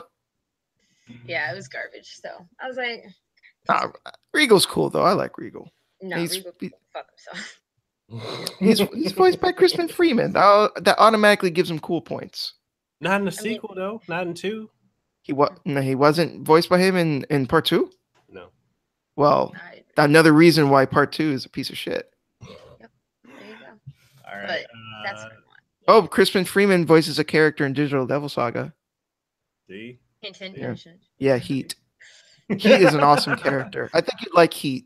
He's the angry one, of course, because his name is Heat. Angry characters. He is so angry because like the main character, he gets like, he gets all the attention from this one girl, and she's like super important to the plot, and he is not liking it. He's just like, where's he get all the attention? He gets fucking mad about it. It's good stuff. All right, so I guess we can do like one or two more questions. Up to you guys. I'm not Okay. sure what your Sure, we schedules got are. time for one more. One more. Yeah. All right, so this one's for you, Shintai. Okay. Liquidville says, Shintai, I saw that your top 5 videos have the most views. Does that discourage you to do other videos that make less views and just do more top 5 views? Top 5 videos. Nope, because those are the only top 5 videos I've ever made, and no desire to make them again. They're just not my thing. And honestly, I don't really care that they're the most viewed videos on my channel. Honestly, I think they're kind of shitty videos anyway. So I don't even know why they got as many views as they did. I guess people love a good top 5, whatever. But no, like I have way more fun talking about whatever the fuck I want to talk about, and uh, would it probably be more intelligent of me, from a business standpoint, to have made like a slew of top 5s and top 10s or whatever. But that's not what I'm here for. I'm not here to like make bank. I'm here to talk. I'm here to make friends. I'm here to talk about video games that I'm passionate about, and I'm here to like get my voice out. I'm not here to make tons of money. So no, it doesn't bother me. Like, money is nice, but it's not the reason I'm doing this. Hey, at least your top video, like my top video, is when I bought 2 budget 4K TVs that were on sale for like $200, and I compared the two. That's my #1 video. I'm like, and the video is like a year and a half old. I'm like, really? It's so lazily done, but it's my top video, and I'm a gaming channel. I'm like, Internet works in mysterious ways, my friend. it does. Hey man, those 2 top 5 videos are lazy as shit too, and they're my biggest videos. So I would just say this: do not do a video on like a review on like a fight, like an arcade fight stick, because I've done like 3 unboxing videos and reviews on 3 different fight sticks, and then I don't expect the fight game community to come to me like, oh, well, what kind of octagonal lock does the stick have? What kind of buttons do they have? Are they Sanwa? Are they this? Are they that? Are they Hayabusas? I'm like, what? The fuck is that? What are you asking me? like another language. Yeah. I will say there. I just want to throw this out there because this is a funny story. So, that one of the top 5 videos is like, oh, my top 5 Tales games or something like that. Yeah, I think that's what it was. And based purely on the thumbnail, someone sent me this long message. He specifically said he didn't watch the video, only saw the thumbnail, and the whole message was calling me an idiot because of the characters I chose in the thumbnail. Wow. And that, like, assuming that those were characters that were in the list. Ironically, one of them wasn't even on the list. I just threw it up there in the thumbnail. And it was just a long message about how stupid I am for choosing those games to be on the list, and then ended it off with blocking me. And I was just like, what was the point of that? Oh god. There was something I said.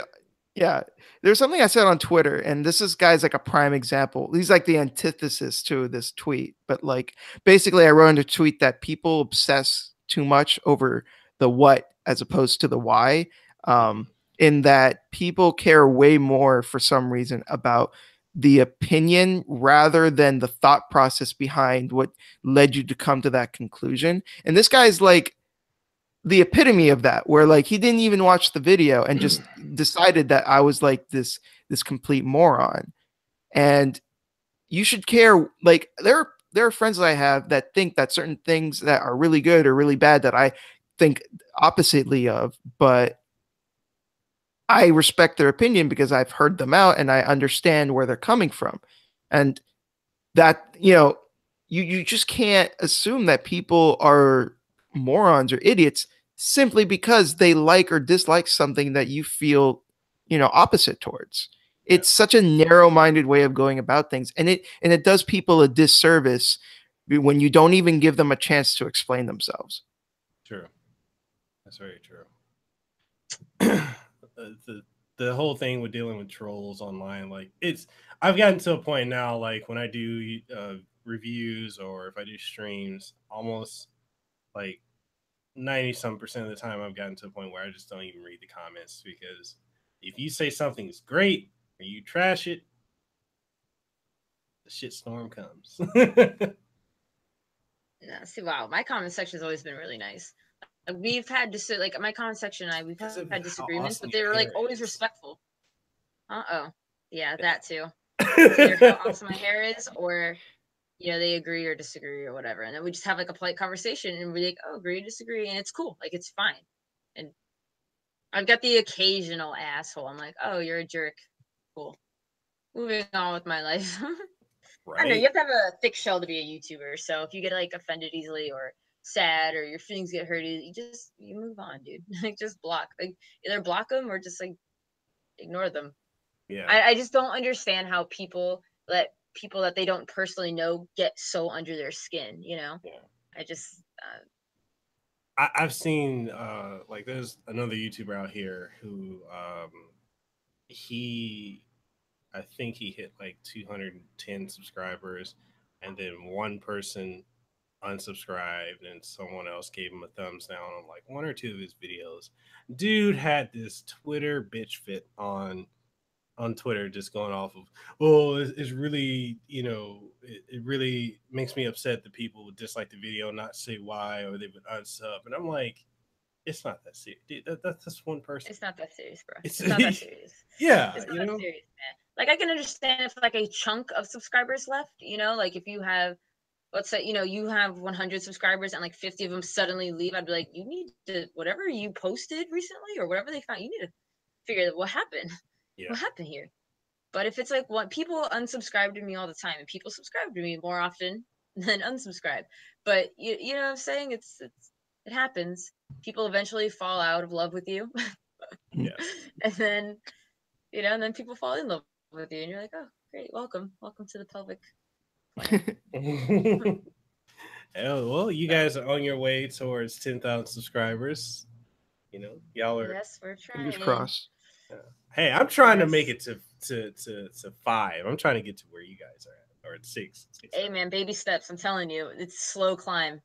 It's a slow climb. Mm-hmm. Like I didn't get to where I was overnight. Rest assured. So. Exactly. All right, and I guess with that being said, we can wrap up this podcast. Thank everybody for watching this episode of the Kasanova podcast. I really want to thank Pelvic Gaming and Shintai for being on the show. It's really amazing. Like I said, it's an honor for me having you guys on here. I think we've gone about 2 hours, but I've enjoyed it. I'm so happy you guys came on. And why don't you tell everyone where they can find you? Shintai. Okay. So my channel is Shintai Reviews, and my Twitter is also at Shintai Reviews. Again, if you're into like video essay type stuff, long form reviews, I'm also going to start doing anime soon because I'm excited. Sorry.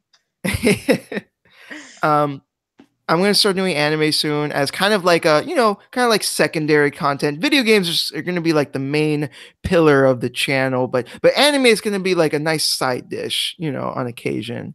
So look forward to that. And hope you enjoy. Woo. I'm excited for your content, Shintai. I really am. I love listening to your videos. So, okay. Hi. Lady Pelvic Gaming, and I do reviews, top 5s, and I have a Let's Play channel, and I do convention vlogs. So just like to be in cosplay. That's kind of, I guess, a little bit of anime in there, but I'm just for now it's just video games for now. So be sure to check me out on Twitter, YouTube, Instagram, and Facebook. Yeah, Pelvic Gaming or Lady Pelvic. Or just search me like Lady Pelvic, but I would search me with the safe search on is what I tell people because. Really? Oh god, I never even thought about that. So. Oh god. I can imagine. Oh shit. Oh yeah, man. So it's great. It's good stuff. Fun. Yeah, I can't wait. I made this podcast like M for mature. I'm so sorry. I said some things on here. I was like, should I have said that? Too late, but Hey, you're just being you, the best kind of you. Yeah, that's the shucks. best part. That's amazing. Oh, shucks. So, woo! Thank you for having me, us. Woo!